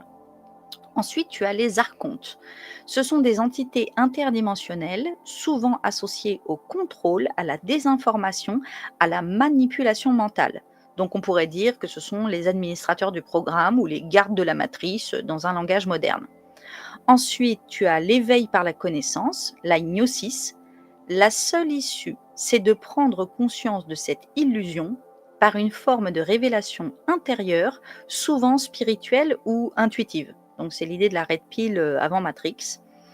Et donc, en bref, la gnose est l'une des plus anciennes formes de théorie de la simulation spirituelle. Elle postule qu'on vit dans un monde faux, construit par une entité trompeuse, et que seule la connaissance intérieure permet de s'en libérer. Voilà, c'est un peu ça la gnose. Donc c'est ce que j'ai réussi à trouver. Je ne sais pas si ça rejoint un D'accord. peu ce que tu avais trouvé. Ben, oui, un petit peu, ouais, complètement, ouais. Complètement. Mais c'est vrai que j'ai plus vraiment. Mais ça serait tellement génial de retrouver ce document-là sur les archontes, mais c'était. Je sais pas si sur le chat des gens se souviennent de ce site-là, mais c'était excellent. Alors attends, on passe Parce qu'en de plus, la vie c'est de la mouise à Pierre Desproges. parce qu'en plus, ça expliquait que les archontes, c'était des choses qui se nourrissaient de toutes les peurs, de toutes les énergies négatives en fait qui pouvaient être qu'on pouvait ressentir. Et d'où justement tout ce qui se passait sur Terre, tu vois, enfin, tu vois, les guerres, machin, etc. Et que tout était fait pour en fait nourrir ces choses-là, comme si nous on était que une sorte de bétail à énergie, si tu veux. Et Ah oui, c'était ok. absolument fascinant en fait. Oui, c'est Matrix quoi. Ouais, complètement Matrix, où on sert de pile en fait, tu vois. À ces entités. À ces entités. Qui étaient comme des parasites en fait, mais ouais, après ouais, j'ai pas. Alors tu as ça un peu dans l'occultisme. Les sorciers et les gourous et toutes les personnes qui auraient une forme d'influence comme ça ne tireraient leur influence que du nombre de personnes qui croient qu'ils en ont. Tu as une vision un peu métaphorique, philosophique, mais peut-être assez vraie, qui est là-dedans. Et quand eux, tu les écoutes, ils pourraient servir des entités supérieures. Ça, je ne sais pas comment ils le ressentent dans leur cœur, mais du coup, effectivement, le côté être une pile énergétique à travers à la fois ce qu'on a vécu, mais ce qu'on ressent par rapport peut-être à la personne manipulant, bah, ça c'est hyper intéressant en fait. Parce que sans avoir à passer par des archontes, il y en a qui se nourrissent beaucoup de l'énergie des autres. Il y en a C'est qui ont vrai. retrouvé les archontes là. Alors il y a quelqu'un qui nous a dit les archontes, c'est le contraire des archanges, autrement dit les suppôts du diable. Il y a Tarkam qui précisait, parce que j'ai dit que certaines personnes avaient dit que la vie n'aurait plus de sens, qu'il disait ça dans le sens où si tout est programmé ou faux, nous n'aurions pas de vraie vie alors. Ouais, ça, c'est une question philosophique. Hein. On en revient à Matrix. C'est-à-dire, où est-ce qu'on trouve du sens en fait dans nos vies? Ça, c'est... Bah, c'est vrai que ça pose la question du sens de notre existence, déjà du libre arbitre aussi, tu vois? Est-ce qu'on est Complètement. libre, c'est ça. Complètement. Donc Parce ouais. que dès qu'on va parler d'une programmation, donc on parle d'une programmation ou de Dieu ou de quelque chose qui contrôle l'univers et donc nos vies par extension, on va être complètement face à la notion de libre arbitre. C'est une évidence. Et est-ce que justement, dans l'étrange et le paranormal, on ne va pas chercher aux limites de cette réalité qui pourrait nous prouver que malgré tout, s'il y a des erreurs, si on peut sortir de cette programmation, est-ce que c'est pas une façon de prouver qu'on a du libre arbitre? C'est intéressant en fait comme raisonnement. Est-ce qu'on va pas chercher là la possibilité qu'on soit complètement libre, qu'on puisse voler, qu'on puisse tordre des barres de métal, qu'il y ait des entités, des fantômes qu'on puisse voir? Il y a un peu de ça en fait finalement.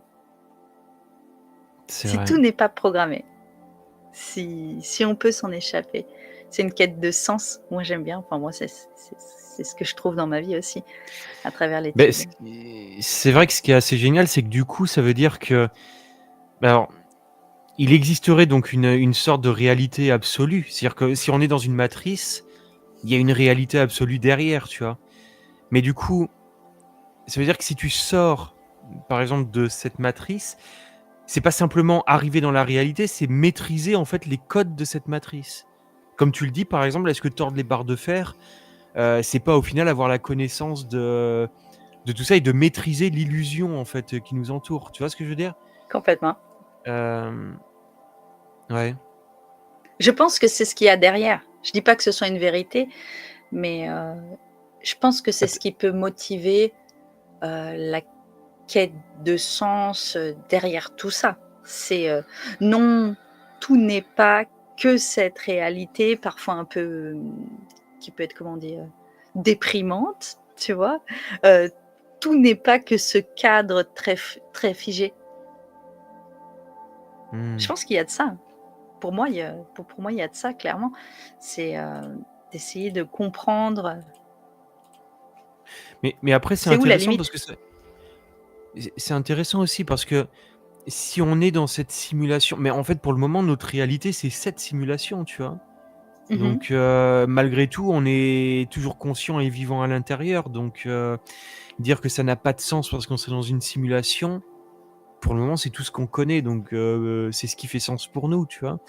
Mais et ce live, il est compliqué, hein, parce que il y a tellement de réflexions à avoir, sur c'est fou. Moi, je te dis, c'est vraiment un truc qui te bouffe un peu parce que toi, dès que tu commences à réfléchir à ça, je trouve que tu deviens un peu, ouais, parce que je pense qu'il y a la plupart des gens ne réfléchissent pas du tout à: «Est-ce qu'on est dans une simulation? Est-ce que ce que je vis est réel?» Tu vois? C'est la réalité pour eux. Mais c'est vrai que dès que tu commences à réfléchir un peu à tout ça, tu te poses les questions de savoir est-ce qu'au final ça a du sens? Tu vois? Ce que l'on vit, c'est ce que disait Tarkam. Est-ce qu'au final ça a du sens? Est-ce qu'au final ça a du sens d'aller travailler et de payer des factures et de tu vois? Alors que derrière il existerait autre chose. Mais moi je trouve que c'est assez dingue, quand tu commences à réfléchir à ça, c'est tout ton enfin tout commence un peu à Ah, s'effriter, j'adore. tu vois? Et Moi, j'ai une vie un peu alternative, de parce que je pense que ça, je l'ai réalisé assez vite, quoi. J'ai jamais fait mmh. métro boulot dodo. Oui, mais il y a plein de gens pour qui métro boulot dodo, c'est la réalité, tu vois? Je Et sais. ja à auc et même si tu leur parles de la théorie de la simulation, tu vois, tu as l'impression que leur esprit n'est même pas capable de pouvoir, imaginer ou ne serait-ce que Je sais. C'est, assez intéressant à aborder. Hem, c'est pour ça aussi peut-être que, ouais, je sais pas, dans mon audience, comme moi, j'arrive à bien osciller entre un côté assez rationnel et un côté un peu fantastique. On ouvre des portes. On est beaucoup à échanger dans les messages en disant: «Je suis rationnel, mais ce truc-là, c'est un peu bizarre quand même». Donc je pense qu'en fait, il y a quand même un intérêt pour certaines personnes de sortir de ce conditionnement qui est une forme de matrice en fait et d'ouvrir un peu des portes de réflexion et de se poser des questions. Après ce qui est mmh difficile là-dedans, humainement, et je le dis souvent dans les commentaires, c'est de pas jouer les éveillés, tu vois? Genre: «Nous, on sait, pas vous, vous êtes des robots, pas nous», tu vois? C'est ouais, très ouais. compliqué. C'est très compliqué de naviguer, de façon un peu humaniste, je dirais, dans ces réflexions. Parce que, moi, je me méfie beaucoup des narratifs complotistes, même si, je rigole beaucoup avec les théories du complot et souvent je suis alternative donc voilà. Mais, le narratif du complotiste, c'est quand même: «Nous, on sait, pas vous». Et ça empêche le dialogue parfois, hein. C'est pour ça qu'il y a beaucoup de gens qui sont moqueurs, qui s'écoutent pas les uns les autres.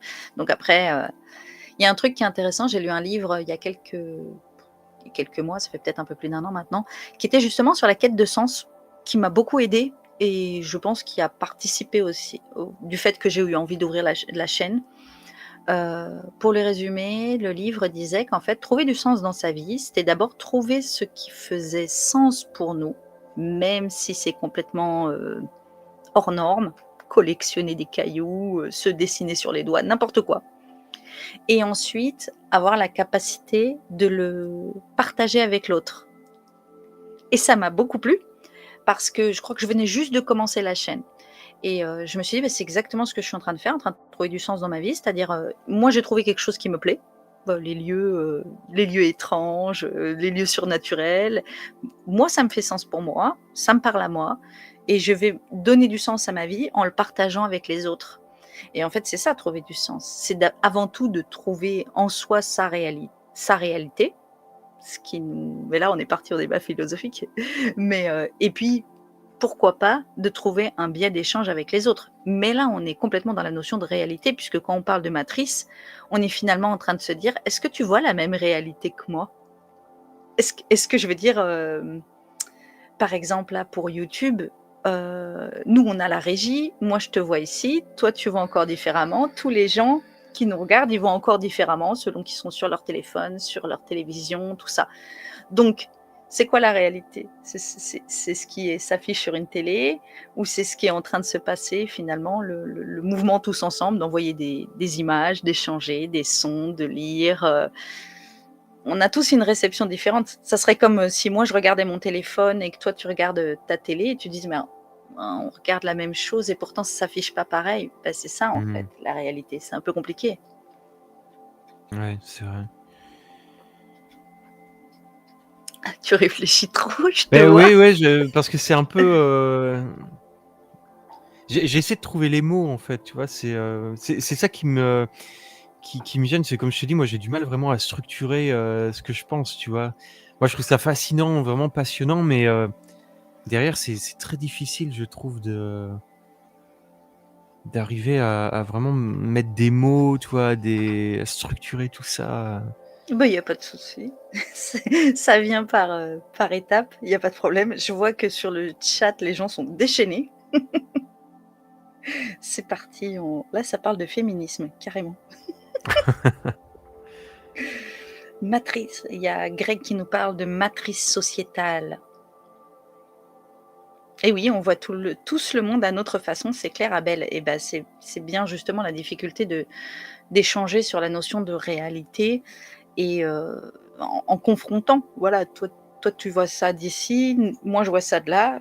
Est-ce que c'est une vérité ou est-ce que on fait confronter nos vues de la réalité à travers notre prisme? Et c'est ça qui est hyper intéressant. Enfin, moi, c'est pour ça que je trouve personnellement que l'étude des phénomènes étranges, paranormaux, surnaturels fait du sens dans le partage avec l'autre. Tu vois, je crois que j'aurais jamais pu écrire un bouquin dans mon coin avec mes petites théories pour ensuite les donner aux autres. Parce qu'en fait, je trouve qu'il y a cette notion de réalité co-construite qui fait sens dans ce domaine-là. Voilà, ça, c'est mon avis là-dessus.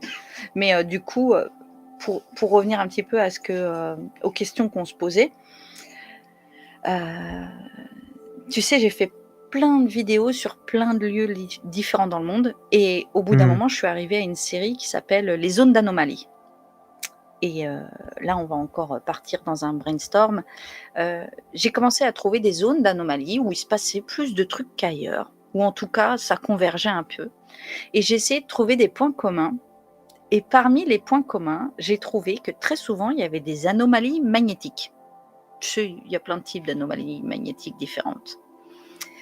Et, et ça m'a fait vachement réfléchir parce que le magnétisme, l'électricité, le fait qu'on ait de plus en plus d'antennes, ça m'a fait repenser à cette notion d'une matrice numérique parce que je me suis dit, est-ce qu'il est possible qu'il y ait une interaction entre tous ces appareils électroniques, électriques qu'on met en route, les phénomènes paranormaux, euh, et est-ce que ça viendrait abonder sur l'idée que ça puisse être une matrice numérique? Parce que moi, j'ai eu l'impression de constater, mais pareil, c'est peut-être une vision très biaisée, qu'avant, on avait beaucoup plus d'événements paranormaux que maintenant. Ou alors, c'est qu'ils sont moins documentés. Mais tous les trucs que je trouve, en général, 1930, 1950, 1960, mais à Mmh. partir du moment où on a commencé à tous avoir un téléphone dans la main, des satellites, internet et tout, j'ai l'impression que ça a vachement réduit, tu vois? Et je me Ouais, je suis demande d'accord, si ouais. si du coup, ça pourrait pas éclairer la théorie d'une matrice numérique. Je veux dire, si on était vraiment dans une matrice numérique, plus on va mettre des ondes et plus ça va foirer peut-être, je sais pas comment dire. Tu vois? Ça, c'est un truc qui m'a menée récemment dans mes vidéos. Mais alors, c'est-à-dire que en gros, Mmh. tout le matériel électrique qu'on utilise aurait une influence sur tous ces phénomènes-là, pour toi? Peut-être que ça pourrait les minimiser. C'est une D'accord. théorie que j'avance. Et c'est pour ça que c'est vrai que et tu as raison là-dessus, la plupart des histoires de poltergeist, machin, enfin tout ça, ça date pas d'il y a 10 ans, tu vois? C'est bien, bien avant. Et effectivement, Exactement. c'est toujours bien avant l'arrivée de toute cette technologie qui nous entoure aujourd'hui, quoi. Et même encore aujourd'hui, c'est toujours dans des forêts très reculées, Donc loin de toute, loin. Moi, toutes les zones que j'ai étudiées, enfin pas toutes, on va pas exagérer, mais pour ceux qui regardent ma série, Zone d'anomalie, à chaque fois, j'ai trouvé des anomalies magnétiques. Dérèglement mmh, des boussoles, plus de réseau qui passe, donc tu vois, c'est là que ça m'a éveillée.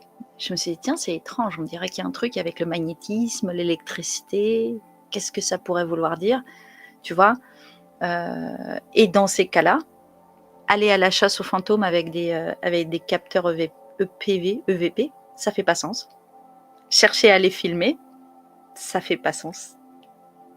mmh. C'est drôle, hein? D'où le tous ces témoignages, enfin tous ces témoins, oui, dans des époques où, il y avait pas tout ce matériel-là. Mais c'est vrai que moi, je me suis toujours posé la question. Pareil, quand tu lis, par exemple, John Keel, tu sais, La prophétie des ombres, Mmh. il t'explique que, à une certaine période, enfin, c'est toute la période où il y avait le Mothman et tout ça, les gens voyaient des ovnis, enfin carrément des vaisseaux, hein. Là, on n'était plus dans l'objet volant, c'est carrément, enfin non identifié. Là, c'était identifié, c'était un vaisseau, extraterrestre posé au milieu de la route, les gens pouvaient moi, ça m'a toujours intrigué, tu vois? Et ils pouvaient passer autour, le toucher et aujourd'hui, tu as plus rien de tout ça. Tu sais, le phénomène, il est vraiment, c'est: «Ah, j'ai vu un truc bizarre dans le ciel, une petite lumière, un triangle», mais tu vois, il y a plus, tous ces gros phénomènes qu'on pouvait avoir avant. Même si on reprend, toute la période des maisons hantées, tu vois? Toute la période avec, on peut parler des Warren, tu sais, qui ont enquêté sur, tant d'histoires de maisons hantées, de poltergeist, Enfield, par exemple. Tout ça, c'est des choses qui aujourd'hui n'existent plus. Il me Pourquoi? semble aussi, si Ben c'est toi aussi ça. tu l'as remarqué. Donc, en fait, j'y avais jamais pensé, c'est toi qui m'y fais penser là et effectivement, je trouve ça très pertinent parce que maintenant que toutes les maisons sont équipées de matériel, électronique, dernier cri, effectivement, on n'a plus rien. Donc pour toi, ce serait des in en fait, tout ce matériel-là ferait des interférences sur peut-être ce qui nous enfin la matrice en fait, celle qui gère notre, la réalité qui est mise devant nos yeux.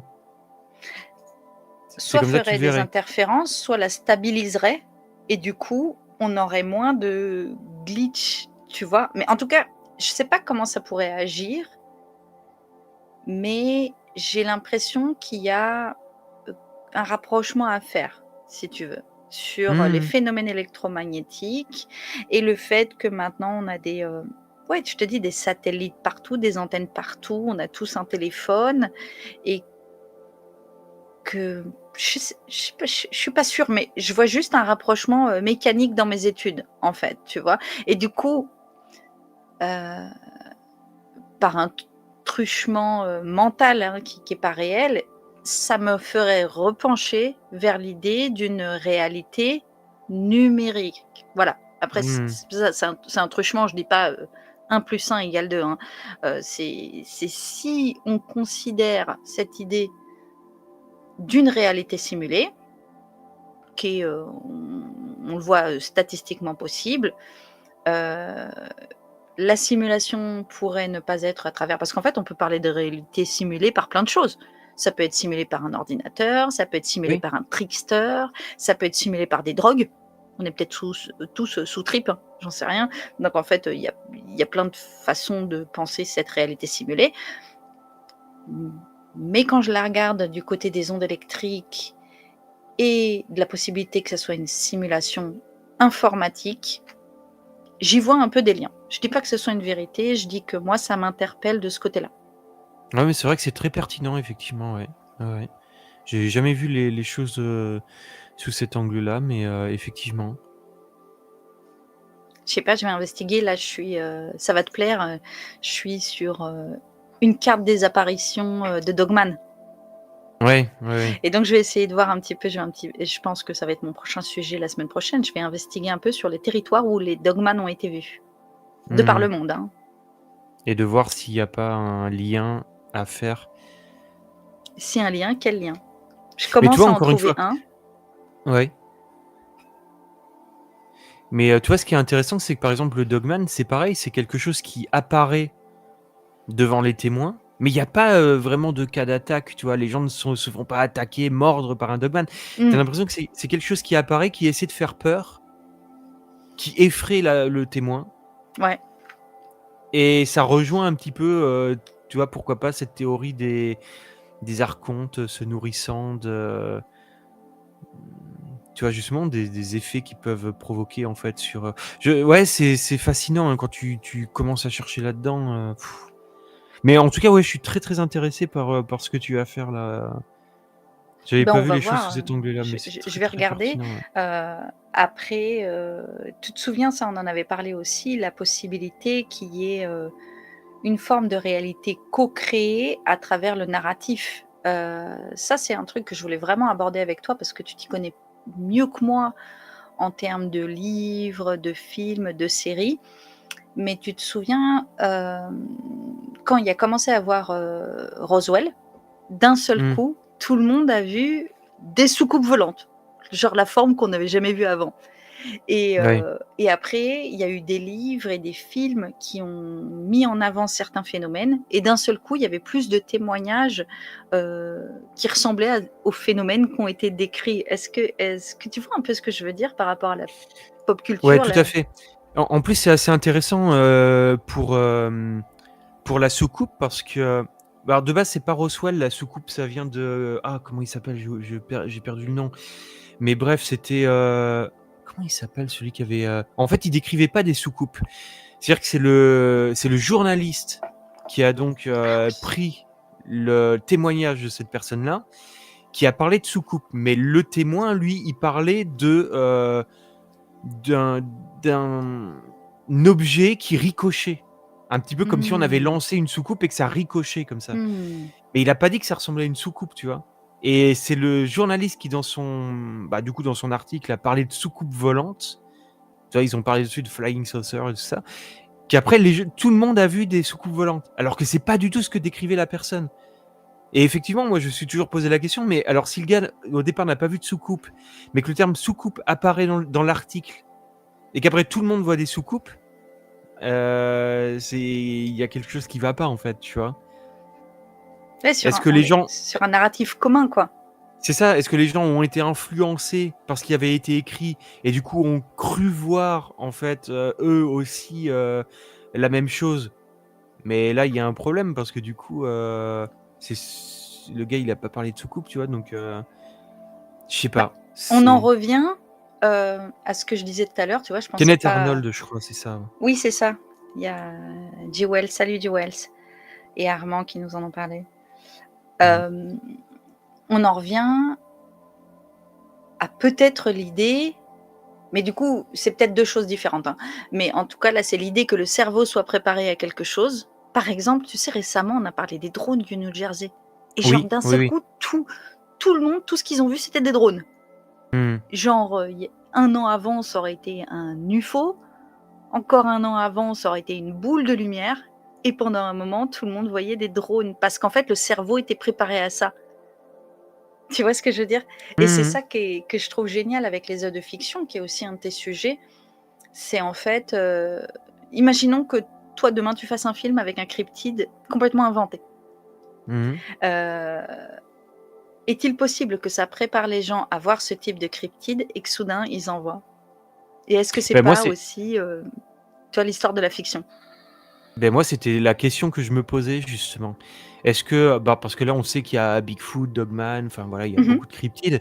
Si demain tu arrives avec un truc que tu as totalement inventé et tu fais une vidéo en disant: «Voilà, j'ai un témoin, il a vu un truc», et tu sors cette vidéo, tu la laisses comme ça et tu attends un petit peu. Est-ce que tu vas être contacté par des gens qui vont dire: «Ah oui, moi aussi j'ai vu la même chose, j'ai vu ça», tu vois? 100 sûr.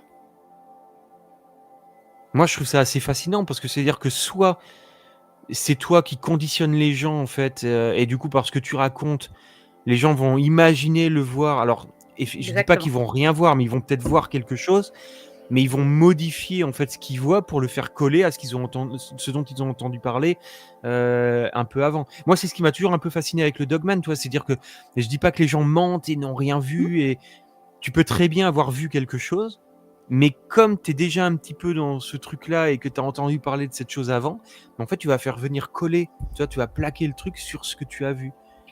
complètement. Ou alors c'est carrément quand tu parles de quelque chose, tu crées une sorte d'égrégore parce que les gens vont t'entendre en parler, vont J'adore. se Ouais, l'imaginer, et plus il va y avoir de personnes qui imaginent la chose, bah, en fait, ça lui donne une consistance dans notre réalité. Tu vois? Et le Dogman, moi, je me suis toujours posé la question parce qu'effectivement, au départ, c'est aux États-Unis. Ça arrive en France, alors par le biais d'internet, parce qu'internet, c'est voilà, c'est tout, je veux dire, le monde entier va avoir des gens passionnés de cryptides, de paranormal, et dans toutes les langues, on va en parler. Tu vois, le lien commun sur tout ça, c'est internet, et ben, on va le voir en France, on va le voir au Japon, on va commencer à le voir, en Australie, et ça, c'est comme si c'était une sorte de contamination, si tu veux, de l'esprit, tu vois? complètement, complètement. Mais du coup, c'est intéressant d'essayer de voir comment l'aller-retour, il se met en place. Est-ce que, alors attends, salut Thierry! Heu, est-ce que tu convaincs les gens en ouvrant cette porte? Par exemple, partons sur une histoire fausse. Mmh Est-ce mh. qu'effectivement tu convaincs les gens et que du coup, ils voient un truc passer, ils se disent: «Ah mais c'est le truc dont il a parlé, c'est ça?» On ne sait pas. Est-ce qu'il y a un phénomène de contagion sociale? Ou si tu dis, par exemple, moi je me suis toujours posé la question, pourquoi dans les légendes, il y a pas de vaches volantes? Moi ça me ferait bien marrer qu'il y ait des vaches volantes. J'en ai jamais vu. Tu as toujours des chevaux qui volent, tu as plein de trucs qui volent, mais tu as pas de vaches volantes. Donc est-ce que du coup, si tu dis aux gens: «Tiens, les vaches volantes, ça existe», bah, ils voient un oiseau et ils se disent: «Ah oui, bah, forcément, c'est une vache volante, c'est le truc là, on vient de nous en parler». Ou est-ce que comme tu dis, quelque part, si tu as convaincu les gens que les vaches volantes, ça peut exister, est-ce que là, bah, tu as vraiment des vaches volantes qui se mettent à exister? J'adore! Mmh. Mais on en revient à ce que je disais tout à l'heure sur la préparation du cerveau, par exemple, par rapport au phénomène de télékinèse. Mmh. C'est-à-dire que si la personne, tu l'as pas plus ou moins, conditionnée pour admettre que la télékinèse est possible, elle ça se trouve, elle le verra même pas. Mais là, bon, les phénomènes de télékinèse, si ce n'est que moi j'y ai assisté, tu en as qui sont filmés et effectivement, on peut penser qu'il y a du debunk. Mais pour être très honnête, moi, j'ai fait tordre une barre de fer à quelqu'un qui n'y croyait pas. Mais parce que moi, je savais que je l'avais déjà vu exister. Je lui ai dit: «Tiens, tu vas faire ça, ça va exister. Tu vas voir, ça va le faire». En fait, la barre s'est tordue. Il a pas voulu me croire. Il m'a dit: «C'est pas possible, tu m'as filé un truc tordu». Ben non, comme je t'ai dit, tu vas voir, c'est très simple, tu peux le faire. Je vais te montrer comment tu fais, tu vas voir, tu peux le faire, la barre s'est tordue. Mais limite, Mmh. la personne était fâchée, quoi. Elle m'a dit: «Mais arrête, tu te moques de moi, c'est quoi là? Tu viens de me faire une blague». Je t'ai dit: «Non, je viens de t'expliquer, je viens plus ou moins de» enfin, tu vois? Du coup, je l'avais mis dans le truc en lui mais sans presse, tu vois? Pas en disant: «Attention, c'est la magie, ça va être incroyable». J'ai dit: «Tu vas voir, ça se c'est tout simple, ça se fait tout seul». Tu as essayé déjà, toi, de le faire? De Oui, mais je tordre sais que une, j'ai une résistance, donc je pour l'instant, j'y arrive pas. Mais parce que OK. avant même que ça arrive, quelque part, mon cerveau, il sait. Par contre, mon cerveau, il sait que je trouverai une place à moins de 5 minutes de marche de n'importe où je vais. Là où on me dit: «C'est impossible, tu te gareras pas». Si, si. Et j'arrive et 1/4 d'heure avant d'arriver, je dis: «Allez hop, libérez une place» et je trouve toujours une place, même en plein Paris. C'est un truc de dingue, en fait. Mais c'est parce que j'en suis sûre. Alors après, il y a peut-être des gens qui vont me dire: «Oui, bon, c'est pas si dur de trouver C'est une place». le Moi, ça impressionne toujours les gens, quoi, tu vois? Je dis: «Non, t'inquiète pas, on va trouver une place». Mais Bah, c'est peut-être justement parce qu'il y a des places, mais que tout le monde se dit qu'il y en a pas, tu vois? je sais Et du pas, coup, ils y vont pas, donc il y a des places pour toi. Parce que tu es la seule à penser que, bah, il va y en avoir. peut-être, peut-être, de façon très rationnelle, ouais, peut-être. Mais je Mmh. sais que si je suis dans une voiture et que j'exprime pas qu'on va trouver une place, on la trouve pas. On Donc se tu veux gare dire qu'en un gros, quart d'heure. ce serait un peu une sorte de pensée créatrice, quoi? Tu penses à quelque chose et Ah ben je suis quelque part, après n'importe qui peut me contredire ou dire que je suis perchée, mmh, mais oui, j'en suis sûre. Pour moi, c'est une parce que je suis persuadée qu'on va trouver une place, donc ça arrive et donc, tu vois, dans certains phénomènes, je pense que tu as une co-création parce que là, tu vois, c'est très clair. C'est pas juste genre, on voit une soucoupe que personne n'a vue et qu'on peut pas prendre de photos. C'est une place pour mmh, la voiture. Alors c'est vrai que c'est un peu trivial. Je sais que du coup, d'un point de vue statistique, on peut travailler dessus. Mais, mais du fait que j'en suis persuadée, ça arrive. ouais. Ouais, c'est très intéressant en tout cas. Du coup, c'est voilà, Heu, c'est peut-être statistique. Mais du coup, je suis aussi persuadée que les œuvres de fiction, dans ce sens, co-créent le monde que qu'on vit, quoi, en fait. Ça, pour moi, c'est une évidence. Alors comment? Je ne sais pas. On en a parlé, tu vois, peut-être en ouvrant, certaines portes de compréhension dans notre esprit. Par exemple, tu vois, alors c'est pas de la fiction, mais, tu vois, par exemple, le quantique, ça va nous ouvrir des portes philosophiques, ça a commencé.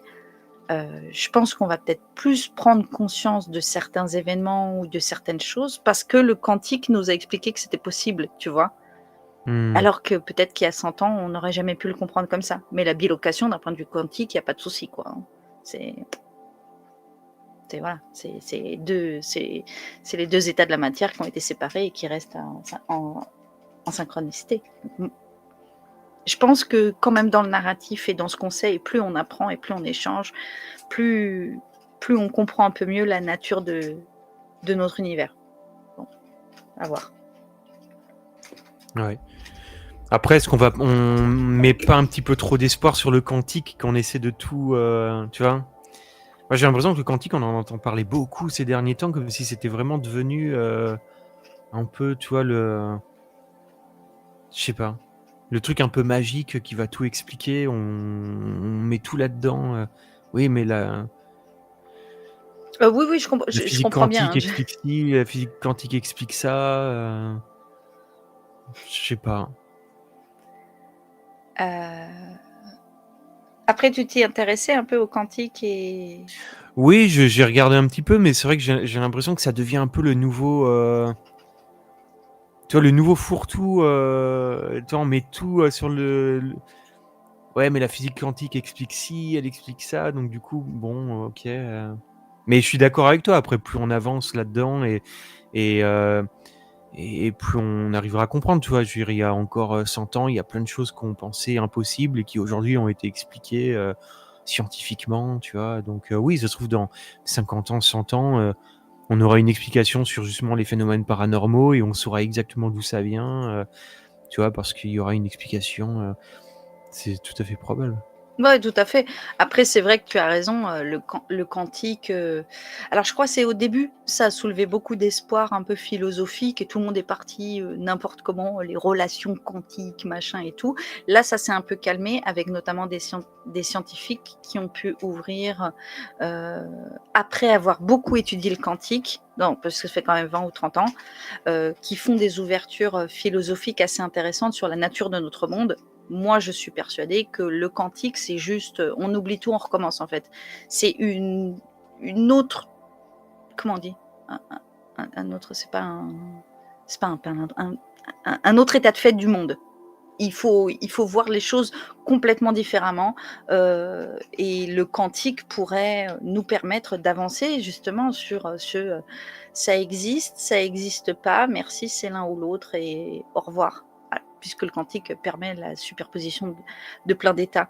Je lisais Mmh. dans alors j'ai vu que, Muse et Macabre, pardon, à chaque fois je me trompe. Muse et Macabre, c'est la même chose. Ils demandent une place et la place de parking arrive. J'adore. Et Roselyne nous parle du chat de Schrödinger, Ah bien oui, le sûr. fameux chat mort et vivant, ouais, mmh.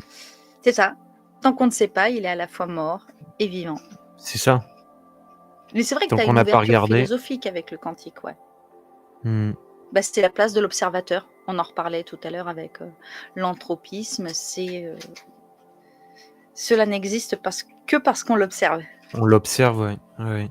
Et donc, tant qu'on n'observe pas, c'est ou l'un ou l'autre. C'est les particules, on ne peut pas savoir à la fois leur vitesse et leur position tant qu'on ne regarde pas. Et quand on regarde, on sait leur vitesse ou leur position. Si je crois, hein, rectifiez-moi dans le chat si j'ai dit une bêtise. Mais comme c'est un truc qui m'intéresse, j'avais un témoignage, encore un témoignage anonyme, parce que j'ai demandé à la personne la possibilité de citer, mais elle m'a pas dit oui, donc je ne dis pas le nom. OK. La personne qui dit qu'elle avait trouvé la vidéo sur la matrice justement, et que lui-même était en ce moment en train d'avoir l'impression de découvrir que la réalité, il y avait des secrets à l'intérieur. Et il nous raconte un jour où il fait des travaux, et il est donc seul dans une pièce vide. Il sort tout son matériel, donc il déposait du sol en vinyle dans une chambre. Il n'y avait que lui, le grand rouleau de vinyle, une règle et un cutter. Donc il était en train de dérouler le rouleau pour s'apprêter à le découper aux dimensions de la chambre. Puis il a dû sortir une seconde pour revenir très vite et reprendre sa tâche. Sauf que dans cette pièce toujours aussi vide, je n'ai jamais retrouvé le cutter que j'utilisais. Il avait disparu. Et il dit, c'était pas compliqué de vérifier, la pièce était vide et l'objet aurait plus ou moins disparu sous son nez. Encore un autre témoignage. Aujourd'hui, on le met sous le terme matrice, mais c'est effectivement de se dire, mais qu'est-ce qui se passe exactement? Est-ce que c'est possible qu'un objet disparaisse sous notre nez? Est-ce qu'il n'aurait donc jamais été là? Et si oui, qu'est-ce qui s'est passé? Ouais, c'est très intriguant, ouais, comme, T'as vu, c'est fou, hein? Et j'en ai plein des commentaires comme ça. Là, j'en ai relevé quelques-uns pour notre interview. Mais après des objets qui disparaissent, moi ça m'arrive très souvent, tu vois? Par exemple, tes lunettes, tu vois? Tu vois? C'est, genre tu es là avec, genre, je sais pas, tu es sur ton bureau, tu enlèves tes lunettes, tu les poses et tu reviens, tu dis: «Putain, mais elles sont pas là», tu vois? Et tu cherches partout, tu trouves pas et à un moment donné, tu reviens dans un endroit que tu as regardé Oui? et elles sont là. Ah Alors, oui. mais ça arrive super souvent ça. Alors après moi des fois je me dis: «Bon, peut-être parce que je cherche tellement que du coup, je vois pas l'évidence, tu vois, qui est sous mon nez parce que je suis, un peu énervé en mode: «Ah mais où je les ai foutus?» Mais c'est vrai que des fois c'est super énervant. C'est genre tu te dis: «Mais je l'ai» genre tu sais, tu es dans le canapé avec ton téléphone, tu poses ton téléphone à côté de toi Ouais. et d'un coup il y est plus et tu dis: «Mais c'est pas possible, il est où ce truc?» Tu vois? Et tu fouilles et c'est moi des fois ça m'arrive, je me dis: «Mais soit je perds la tête, et puis, finalement non, il est ailleurs, tu vois? Genre sous un coussin, un truc, tu dis: «Mais comment tu es arrivé là en fait?» C'est ça. C'est ça. Donc là, Bah, après soit il se tu passe un truc au niveau de l'objet, physiquement. Il apparaît, ouais. il disparaît, il se déplace. Bon, comment le prouver? J'en sais rien. Genre, on prend en photo constamment, je l'ai posé là, il a disparu. Faudrait une caméra qui filme tout, C'est ça. Quand on arrivera là, et on va voir des trucs de fou. et là, Ou tu vois alors l'objet qui se dissipe c'est ça! dans tu vois? Et hop, il Oh, repop ailleurs. Là, ce serait horrible. j'avoue Mais que ouais, et ça tu ferait sais que flipper. n'empêche, quand tu penses à ça, Mmh. moi, ça me rappelle vraiment, les histoires de Lionel Cammy et de disparitions mystérieuses sur sa chaîne, qui me font extrêmement flipper et d'ailleurs, Lionel il existe Camille? Lionel Cammy, je sais pas si tu connais Lionel Camille, non, Cammy? je connais pas. Il parle de Je disparitions note. mystérieuses et à un moment donné, justement, il parle de personnes qui disparaissent. Mais genre, comme ça. C'est-à-dire, par exemple, à un moment donné, tu as un couple qui se promène avec son gamin aux États-Unis, donc ils sont en train de visiter un parc national. Le Oui. gamin, tu as le couple qui est là, tu vois? Le gamin, il est juste derrière, genre à 1 mètre derrière ses parents et d'un coup, ils entendent une sorte de bruit, ils se retournent, le gamin a disparu. Ah mais là, c'est les études de Paul Heydes. Là, ce que tu dis, c'est les Missing Exactement, 411 de Paul Heydes. Ah bah là, quand exactement, tu c'est commences, c'est il ultra a flippant. il parle justement de ça, David Paulides, qui était un ancien Mmh mh. policier, qui du Mmh. coup a enquêté sur des disparitions mystérieuses, alors qui souvent se passent dans des parcs nationaux aux États-Unis et effectivement, il y a eu 2 films Missing 411, dont le deuxième qui est très lié d'ailleurs aux UFO, hein, très lié aux ovnis. Mmh. Mais c'est vrai que moi je trouve ça assez effrayant quoi, ces histoires de Encore plus disparitions, effrayant, parce que là, tu te dis: «À la limite, on s'est retourné plus longtemps qu'on le croyait, il y a peut-être un animal qui a pris l'enfant, il a peut-être glissé dans un truc et il y a de la mousse qui s'est remis par-dessus. Tu vois, pareil, là, tu l'esprit rationnel qui vient se mettre en route. Mais dans les Missing 411, moi, les histoires qui m'ont fait halluciner, c'est Ah les mais enfants qui sont retrouvés à 10 kilomètres à des trucs oui, en hauteur et qu'on dit: «On sur sait une même pas falaise. comment il a pu arriver là». Ouais. Non, là, c'est fou. Non, mais c'est surtout que c'est le pire, c'est il y a un autre enfin, c'est un autre groupe de randonneurs qui voient ce même gamin qui a disparu en haut d'une falaise Ouais. et ils voient le gamin alors une falaise sur laquelle vont arriver après des secouristes évidemment pour aller voir si le gamin est toujours en haut. Sauf qu'eux, il faut qu'ils aient du matos ultra, enfin voilà et ça va être vraiment du Mmh. matos de comment on appelle ça? Comment ça s'appelle quand tu grimpes sur des façades climber là, Escalade. d'escalade en fait, tu Oui. vois? Et du coup, ils grimpent en haut et il leur faut ce matos-là alors que le gamin n'a rien. Et le pire, c'est qu'ils voient le gamin se faire attraper par quelque chose à l'arrière et on le verra plus jamais. Non, mais c'est flippant. Moi, je trouve ça ultra flippant. Mais moi, depuis que j'ai entendu ces histoires-là, à chaque fois j'y pense, tu sais, je me dis: «Ah tiens, balade en forêt, ouais, mais si jamais il y avait un truc bizarre». Non mais c'est vrai, ça te perturbe, tu vois? Moi je trouve ça terrible et l'histoire du chasseur aussi, le gamin le gamin, le jeune homme qui part avec son père chasser en forêt et tout Ouais. et il se positionne à différents endroits et à un moment Mmh. donné, ils entendent comme une sorte de trappe métallique. Tu vois, il y a un bruit bizarre et en fait le père disparaît, ils ne retrouveront jamais le père et ils auront beau fait des battues en forêt pour essayer de le trouver, tu vois? Il y a rien. Après, tu as des cas qui sont faux aussi, hein. Je vois, Ah oui, oui, s ça, je suis tu d'accord, ouais. Musée Macabre qui nous dit: «Le gamin a juste no-clippé dans les backrooms». Bon là, Ah quand oui, tu mais commences mais avec c'est les ça. backrooms, là, c'est moi, j'avais raconté un truc dans une de mes vidéos, c'était, tu avais un centre commercial avec, plein de couloirs pour passer derrière et tout machin. Sauf Mmh. qu'en fait, sur certaines portes, il y a pas de poignée et tu avais des kilomètres de couloirs. Bah, ils ont retrouvé des gens dedans, hein. Tu Ah la oui, tu m'en personne avais qui parlé, passe, mais oui, ça fait flipper. oui, oui. Mmh. Ah, c'est horrible Tu en as ça. plein qui se sont trouvés aussi. Tu as l'histoire, terrible, je vais pas raconter toutes les histoires terribles parce que je suis pas très true crime, mais des gens qui ont été retrouvés. Tu as une fille qui a été retrouvée dans un container d'eau. Tu te souviens pas? Ah oui, Cet mais c'est hôtel, Elisa Lam ça, Elisa Lam. mais oui! Mmh. Et tu en as d'autres qui ont été retrouvés aussi dans des trucs d'électricité. Tu te dis: «On sait même pas comment ils sont rentrés dedans». Mmh. Donc ils ont no-clippé. Comme s'ils avaient ouais, c'est ça exactement, ouais. Ils sont Comme passés si par d'un un coup mur, ils on sait avaient, même pas. disparu et ils avaient popé ailleurs dans un truc, C'est ça, bah, qui pour le coup était, exactement. mortel quoi. Mais oui et le cas Elisa Lam, moi je le trouve assez incroyable. Mais le pire sur le cas Elisa Ah, Lam, c'est surtout qu'après quand tu apprends qu'il existait pas très loin de cet immeuble alors je sais pas si tu l'avais vu ça, mais une société en fait plus ou moins liée à l'armée qui faisait des tests sur l'invisibilité. mais non! Et là tu te dis quand la gamine en fait elle est, effrayée par quelque chose et que toi tu vois absolument rien, est-ce elle voyait pas, quelque chose se déplacer, Ah mais non, je savais pas ça. Ouais ça c'est terrible et il y a eu plein de recherches qui ont été faites là-dessus, tu vois? Et alors après on dit: «Oui, mais elle avait des problèmes mentaux, elle avait pas pris ses médicaments, elle était toute seule Ouais. en vacances à Los Angeles» parce qu'elle était du Canada je crois Oui, oui, ou oui, oui. je sais plus mais je sais pas et ils disent: «Oui, c'est simplement une crise qu'elle est en train de faire et puis après elle va monter en haut du truc et se jeter dans l'eau». Mais on sait même pas comment elle Ouais. est rentrée dedans, non? Bah oui, c'est ça, c'est comment elle rentre là-dedans, tu vois? Et puis en plus, Je sais pas. l'excuse pour moi des médicaments, elle tient pas parce qu'en fait un jour j'avais lu et ça m'avait beaucoup plu, que que c que tous les gens qu'on a mis dans des hôpitaux psychiatriques et à qui on a donné des médicaments, ça aurait peut-être été des chamans dans une autre société.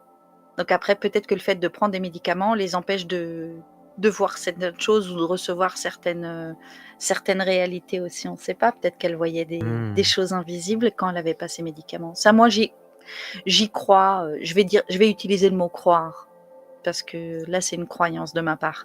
Mais je pense qu'il y a des gens qui ont des capacités un peu, de préscience ou et qu'on leur donne des médicaments parce que c'est pas convenient, c'est pas pratique dans la société traditionnelle. Bon, Ah mais tu veux dire genre qu'on les aurait, identifiés comme étant des sortes de déviants, on va dire en gros, Mmh capables mh. de choses dont ne sont pas capables le reste de la population, qu'on Mmh. les aurait identifiés et que sciemment on leur donnerait des médicaments Alors pour... sciemment non, mais peut-être Ok. qu'en fait, ils ont accès juste à d'autres, notions de réalité. Tu vois? Que dire des gens qui ont des visions, quand on va comprendre qu'il y a plusieurs Ah oui, réalités, des d'accord. choses comme ça et qu'en fait, en les mettant sous médicaments, on les empêche peut-être c'est une Ah, croyance, donc là, c'est hmm. on va aller doucement là-dessus et je comprends bien que pour les gens qui voient des choses tout le temps, il faut que ça puisse être calmé, hein, c'est pas agréable du tout à vivre, mais mais Oui, tu veux dire j'ai des gens qui font des hallucinations, des choses comme ça, que du coup on va prendre pour une maladie mentale ou autre, mais qui en fait mmh. seraient capables de voir quelque chose Pourquoi d'autre. pas? D'accord. C'est mais une fois de plus, c'est une croyance. Donc Ouais, ouais. après, je laisse, la science et les gens gérer aussi, Pourquoi pas. parce que leur vision, tout le temps, ça doit pas être très agréable. Donc voilà. Mais il est Je possible suis sûr aussi que ça qu'il y ait doit de pas ça, être quoi. simple. Du coup, pour Ouais, ouais. Elisée qui prenait plus ses médicaments, est-il possible qu'elle ait accès, quand elle est plus sous médicaments, à une forme de réalité alternative? J'en sais rien.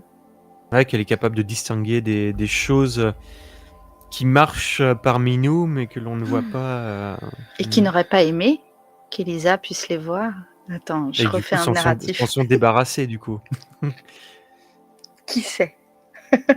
Mmh. Non, mais il y a plein d'histoires comme ça. Moi, je sais que ouais, Missing 411, ça m'avait vraiment, vraiment marqué. Puis Lionel Camille les avait vraiment magnifiquement bien retranscrits sur ses vidéos et c'est assez fascinant, quoi. Oui, Surtout je que lui, après, regarderai. Lionel Camille, je connais pas. il essaye en plus à chaque fois de trouver une explication. Comme par exemple, à un moment donné, tu as une jeune fille, alors je crois qui a un retard mental, qui va disparaître pendant que ses parents sont en vacances. Alors je sais plus où c'est, mais c'est en Asie ou je sais plus où. Et en fait, elle disparaît pendant la nuit, alors qu'apparemment la fenêtre reste fermée de l'intérieur, tu vois, donc elle disparaît. Et Ouais. ils vont retrouver son corps super loin à côté d'une espèce de cascade dans un endroit qui est quasiment inaccessible. Et il se demande mais comment la gamine est arrivée là-haut. Et du coup après il essaie de faire des liens avec des légendes locales, tu vois. Alors il dit Mmh. jamais je crois à ci, je crois à ça, Mmh. mais en fait il trouve plein de possibilités, autant rationnelles que irrationnelles, tu vois. Ah, Et je trouve j'adore. ça c'est fabuleux, vraiment, ouais. Ah Donc oui, je te OK, et conseille ça, c'est justement. c'est Lionel Camille? Ouais, Ah ouais, ouais. super, merci, j'irai voir. C'est le genre de truc qui peut m'intéresser, il y a Gabriel qui parlait des toboggans interdimensionnels. Moi, ça m'a fait penser, sur les, je sais pas si tu avais déjà entendu ça, mais justement dans, les parcs nationaux, il y en a plein qui parlent des escaliers qui ne mènent nulle part. Tu en avais déjà Mmh. entendu parler? Les gens qui Ouais, ont ouais. vu, voilà, des escaliers qui font quelques marches et on Ouais, sait j'ai pas ce vu que c'est. ça, ils en avaient parlé, je crois, il y avait une série. Je crois que c'est Channel Zero dans la saison 2 qui parle de ce mystérieux escalier qui Mmh. apparaît en forêt, je crois. Faudrait que je regarde. J'avais cherché, mais j'avais pas retrouvé. Chanel 2, c'est ça? Ouais, Channel Zero. Chanel 0 saison 2.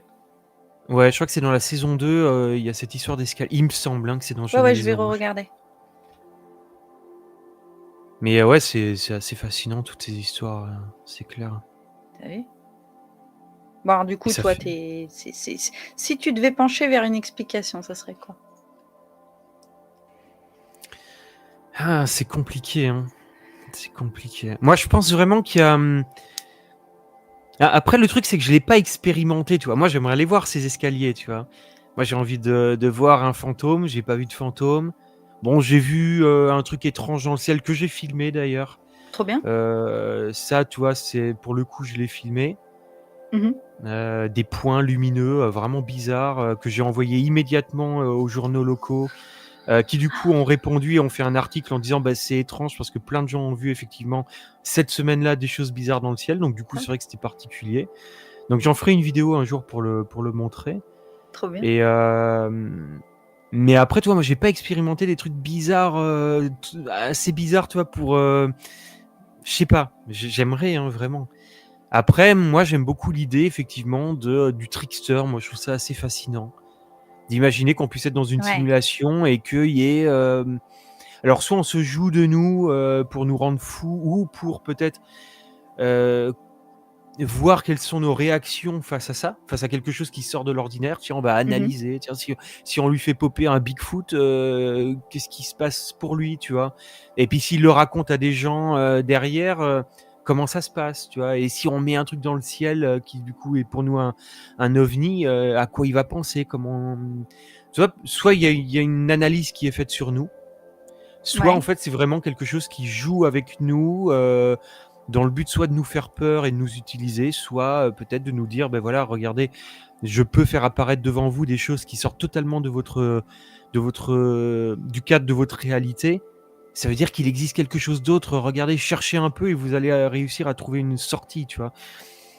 Une sorte de sauveur, tu vois? Enfin, je sais pas.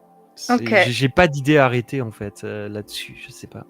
Bon, il y aurait pas un lieu paranormal où on pourrait aller tous les 2.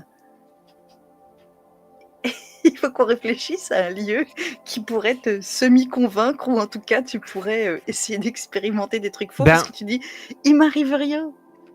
le truc c'est que, tu sais moi c'est compliqué d'en parler, je pourrais pas tout dire, mais tu sais moi je parle beaucoup de Rennes-le-Château. Mmh. Et Rennes-le-Château, bon voilà, moi il y a cette histoire de trésor, mais ça va bien plus loin que ça. Et si tu les dernières vidéos que j'ai fait avec Rudy, ça parle d'un cromlech, tu vois? Il y a un truc Mmh. d'énergie et cetera. On a fait une vidéo avec l'œil frontal, où là, il nous parle d'une possible grotte qui existerait. Et du coup, ça rejoint toute cette idée de, je vais sous terre et en fait, tu ressors un peu changé. Et là, dernièrement, il y a des trucs qui sont arrivés où Ouais, je me ouais. dis: «Putain, c'est bizarre». Ça commence de plus en plus à coller avec possiblement la théorie de la simulation et d'un possible trou dans le voile par lequel tu pourrais passer pour en sortir. Et là, tout à l'heure, j'étais en train de discuter encore avec quelqu'un sur ce sujet qui me dit: «Ouais, mais tu sais, le CERN, en Suisse, ils Mmh. essayent de faire une manip enfin, ils essaient de créer, en fait, des ouvertures vers des dimensions supplémentaires», tu vois? Oui, là, Et j'ai fait après, un il y a épisode là-dessus. voilà. Mais alors je peux pas en parler plus, tu vois? Mais du coup, je suis en train de me demander, mais est-ce qu'au final, quand tu mets tout ça bout à bout, il y aurait pas quelque part, alors possiblement en France, le trou dans le voile, tu vois? D'autant plus qu'en fait là, tu as Rennes-le-Château, tu as la notion d'alchimie, tu as le CERN, tu Exactement. as les passages. Ils viennent Ah mais là, de alors c'est pas il au y a tout. CERN, je crois. Oh, quoique c'est peut-être au CERN. Ils viennent de créer la Oui, le transmutation, du le plomb en plomb or. en or, ouais, Ouais, ouais, on est sur les exactement. mêmes pistes, c'est bien. C'était il y a 2 jours Ouais, et ça, c'est complètement fou, ouais. je vais en parler dans le Mystery Café, mercredi. Ouais. Ouais, ouais, moi j'irais bien dans un lieu, paranormal avec toi. Mais du coup, peut-être pas Rennes-le-Château, c'est pas celui qui je vais voir.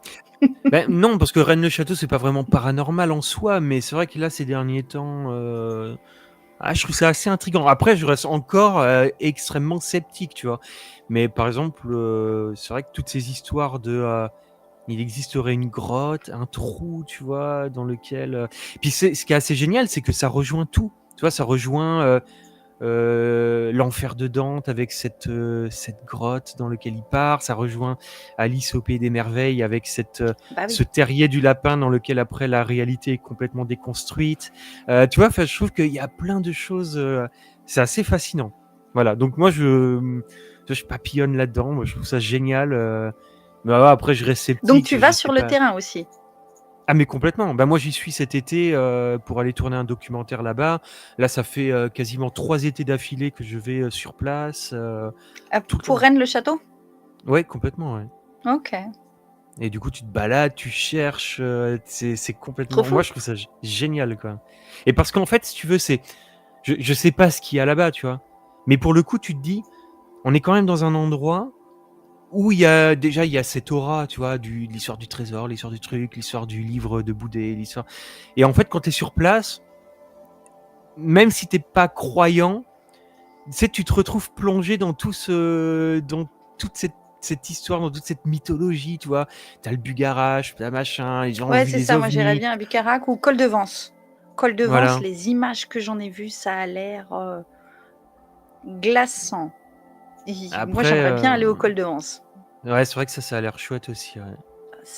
Rien que les images, tu te dis: «Mais c'est» je sais pas, Mmh. moi j'ai eu l'impression d'avoir un truc en voyant les images du col de Vence, il faut que j'y aille quoi, il faut que Mais tu j'expérimente. sais que le Bugarest, c'est pareil, hein, je veux dire, c'est vrai qu'après il y a beaucoup de farfelus et cetera, je suis d'accord. Mais, une fois que tu es en haut, parce que moi j'ai grimpé, je suis allé tout en haut, tu vois? Et que tu te retrouves face à cette immensité et tu as que le vent qui souffle, il y a plus personne, tu sais, ça fait super bizarre, tu vois? Tu arrives vraiment dans un lieu, tu vois, où, là, à des kilomètres à la ronde, tu as plus rien à part des arbres, des rochers, des montagnes, tu plus de traces de civilisation. C'est un peu ce que tu ressens quand tu es à Rennes-le-Château et que tu vas sur le domaine de Sonnières. En fait, Mmh.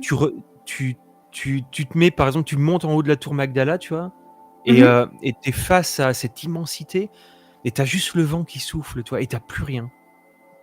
Moi, je trouve ça fabuleux, quoi. Et même si, tu vois, tu crois pas à tout ça, juste l'endroit est magnifique parce qu'en fait, Ah tu bah t'es oui. éloigné de tout, tu vois? Tu es là en haut Mmh. d'une colline et je trouve que ça joue beaucoup et tu as un calme, toi, c'est serein. Tu as l'impression que tu te ressources, en énergie positive. Mais c'est C'est ton assez endroit. incroyable.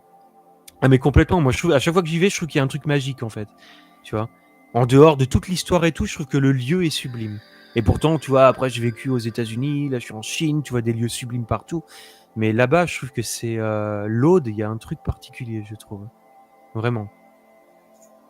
Donc, est-ce que Donc le à suivre, ouais, suivre mais de c'est voir tes génial. enquêtes là. C'est génial en tout cas. Mais Bon bah moi je te écoute, on conseille, verra, ouais. hein. Mais je te conseille, ouais, de vraiment de t'intéresser parce que si tu as vu l'histoire du CERN avec le plomb en or et Oui, bien cetera, sûr. mais vraiment intéresse-toi, ouais, un peu plus à Rennes-le-Château et ce que certains, développent là-dessus. Parce que tu dis: «Mais c'est dingue en fait, c'est assez dingue». Et beh, je pense qu'en fait, Rennes-le-Château, ce qui me manque, c'est d'y aller. Parce qu'en fait, j'ai Ah beaucoup mais il lu faut que tu y dans ailles. un sens et dans l'autre. Il faut que j'y aille à Rennes-le-Château. Donc, Mmh. possible que qu'on descende, possible. Mmh. Faudrait que j'arrive vraiment à voir le col de Vence. Ouais, col de Vence, ouais. Mais Rennes-le-Château, c'est superbe, surtout que tu arrives, tu as une pancarte qui te dit, «Ici commence le rêve», tu vois? Tu sais, c'est limite, Ah tu j'adore, passes, ouais. tu sais, tu passes le truc et pouf, tu arrives dans un endroit où tout peut être possible, tu vois? Tu peux tout imaginer. Je trouve ça Bon, bah, fabuleux. écoute, bouge pas, on arrive. On équipe le camion. Ah oui, mais surtout qu'en plus, toi, tu peux te déplacer facilement. Bah oui, tu peux Ah rester bah sur oui, place et nous on a tout avec notre, ton camion. camion équipé. Ah mais Donc, pas non, cette semaine, mais la semaine prochaine, on débarque.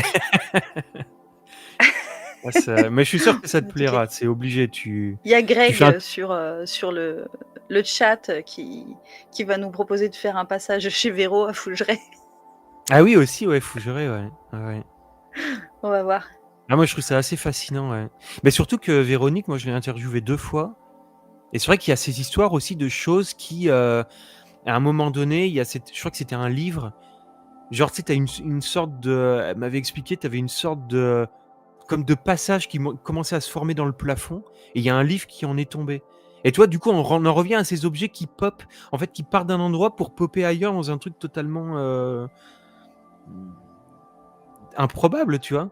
Donc c'est pareil, si Ah bah, c'est après vrai, tu ça prêches une rejoint ce qu'on convaincue. disait. Moi, je pense que les phénomènes émergent beaucoup des lieux. C'est pour ça que ça s'appelle la carte du surnaturel, parce que, Mmh. j'ai cette idée vraiment qu'il y a quelque chose dans les lieux. Quand tu me parles de portes, de passages, moi j'ai un truc avec les lieux physiques. C'est donc, ouais, je sais qu'il y a des trucs, je pense que certaines maisons, certaines grottes, certains même environnements complets, c'est peut-être le cas de ce que tu racontes à Rennes-le-Château. Ça fait comme des sortes de toiles d'araignée énergétiques et qui fait qu'il s'y passe des trucs. Mais moi, c'est pour ça que j'aime Mmh. beaucoup, les lieux. Ouais, complètement, ouais. Mais c'est fascinant en tout cas, hein, c'est vrai que c'est vraiment fascinant. Non, mais je pense qu'on a pas mal blablaté aujourd'hui, hein. Ah oui, On est à complètement, ouais. 2 heures là. On était parti au début, bon, on va voir. Finalement, on a bien discuté. Ah, c'est vrai que tous ces sujets, c'est, mmh, moi je trouve que c'est ouais, tu peux en parler pendant des heures et des heures, tu vois? Il y a plein de choses à dire, ouais. Mais c'est Eh ben, génial. on voulait faire, un entretien qui n'était pas un interview où j'ai filé 25 claques à mon à mon micro comme d'hab. Et ben, on a réussi. Écoute, Bah, écoute, merci beaucoup, en tout cas à toi. Mais c'est vrai que j'étais pas très à l'aise parce que moi, comme je t'ai dit, j'arrive pas à structurer mes pensées, tu vois? Je m'intéresse à tout ça, mais c'est difficile, je trouve, d'avoir vraiment, tu vois, moi, j'ai pas d'avis, en fait, sur tout ça. Mais c'est cool, on n'est pas obligé d'avoir un avis, hein. Je prends des petits trucs à droite à gauche, tu vois? Ça me fascine, ça me passionne. Des fois, tu peux faire des liens entre eux. Mais après, c'est difficile, de vraiment tout structurer, tu vois? Il y a des gens, moi, je trouve que, par exemple, Laurent, Kasprovic, c'est fabuleux parce que lui, il a vraiment, tu vois, il a vraiment analysé le truc, il a une ligne directrice, tu vois, sur lequel il rebondit et cetera. Moi, c'est pas mon cas. Moi, je suis à droite à gauche, donc Ouais, mais mais en c'est tout cas, cool c'était justement de passionnant. t'inviter, de t'avoir toi qui invite toujours les autres. Moi, je suis super contente. Mais c'est À gentil. chaque fois que j'ai parlé de toi dans mes lives, parce que souvent je dis: «Ah bah, la voilà, je parle de toi, Damien», je dis: «Un mec aussi cool qu'il en a l'air». Bah, c'est gentil, C'est merci. vrai, tu es aussi cool que tu en as l'air. Bah, c'est C'est gentil, vrai. écoute. Non, ça me fait super plaisir que tu sois venu, qu'on ait pu discuter, qu'on puisse avoir, ton avis, ton ressenti, un moment aussi pour t'écouter, pour toi, quoi. Et puis je te dis, tu nous attends la semaine prochaine, on débarque. Bah, Promis, on fera des selfies. moi, j'y suis en juillet, en tout cas, et sur OK, Rennes-le-Château, et tu vois, en plus, il y a plein de conférences, tu vois, avec des gens, justement, qui c'est viennent vrai? donner leur Oh, point de c'est vue. fou. Donc franchement, moi, je te conseille vraiment d'y aller. Je pense que et puis ça rejoint, autant tu as des gens qui vont rester très terre à terre et d'autres qui vont partir dans des trucs beaucoup plus, foufou, tu vois? Mais c'est toujours passionnant à écouter, je trouve. Voilà, donc OK, ouais, let's go. Tout le monde apparemment approuve, sur le chat. Donc bon, comme on bah, dit, écoute. see you à Traîne-le-Château. Merci beaucoup d'être venu. Merci à tous qui étaient là. Il y a eu ta commu avec la mienne, c'était trop bien. Ça a discuté comme pas possible là dans le chat, donc super. Merci à vous d'avoir été là pendant 2 heures avec nous en direct. On va laisser la vidéo sur la chaîne. N'hésitez pas à aller découvrir le travail de Damien, je suis sûre que vous le connaissez déjà. Et puis merci à tous. Voilà, merci à toi, merci à la régie, monsieur le technicien, Merci à merci à tout le toi. monde. Ouais, merci à la régie, et puis, c'était vraiment super sympa, et puis encore merci, bah, de ta gentillesse de m'avoir invité, c'était super cool, quoi. Eh bah, Merci vraiment, beaucoup. c'est un plaisir. Et puis, on reste en contact comme d'hab. Oui, complètement, ouais. Merci Yes, beaucoup. Merci porte-toi beaucoup. bien, à tout le monde. Et ben écoutez, c'est le moment où on vous dit, ciao!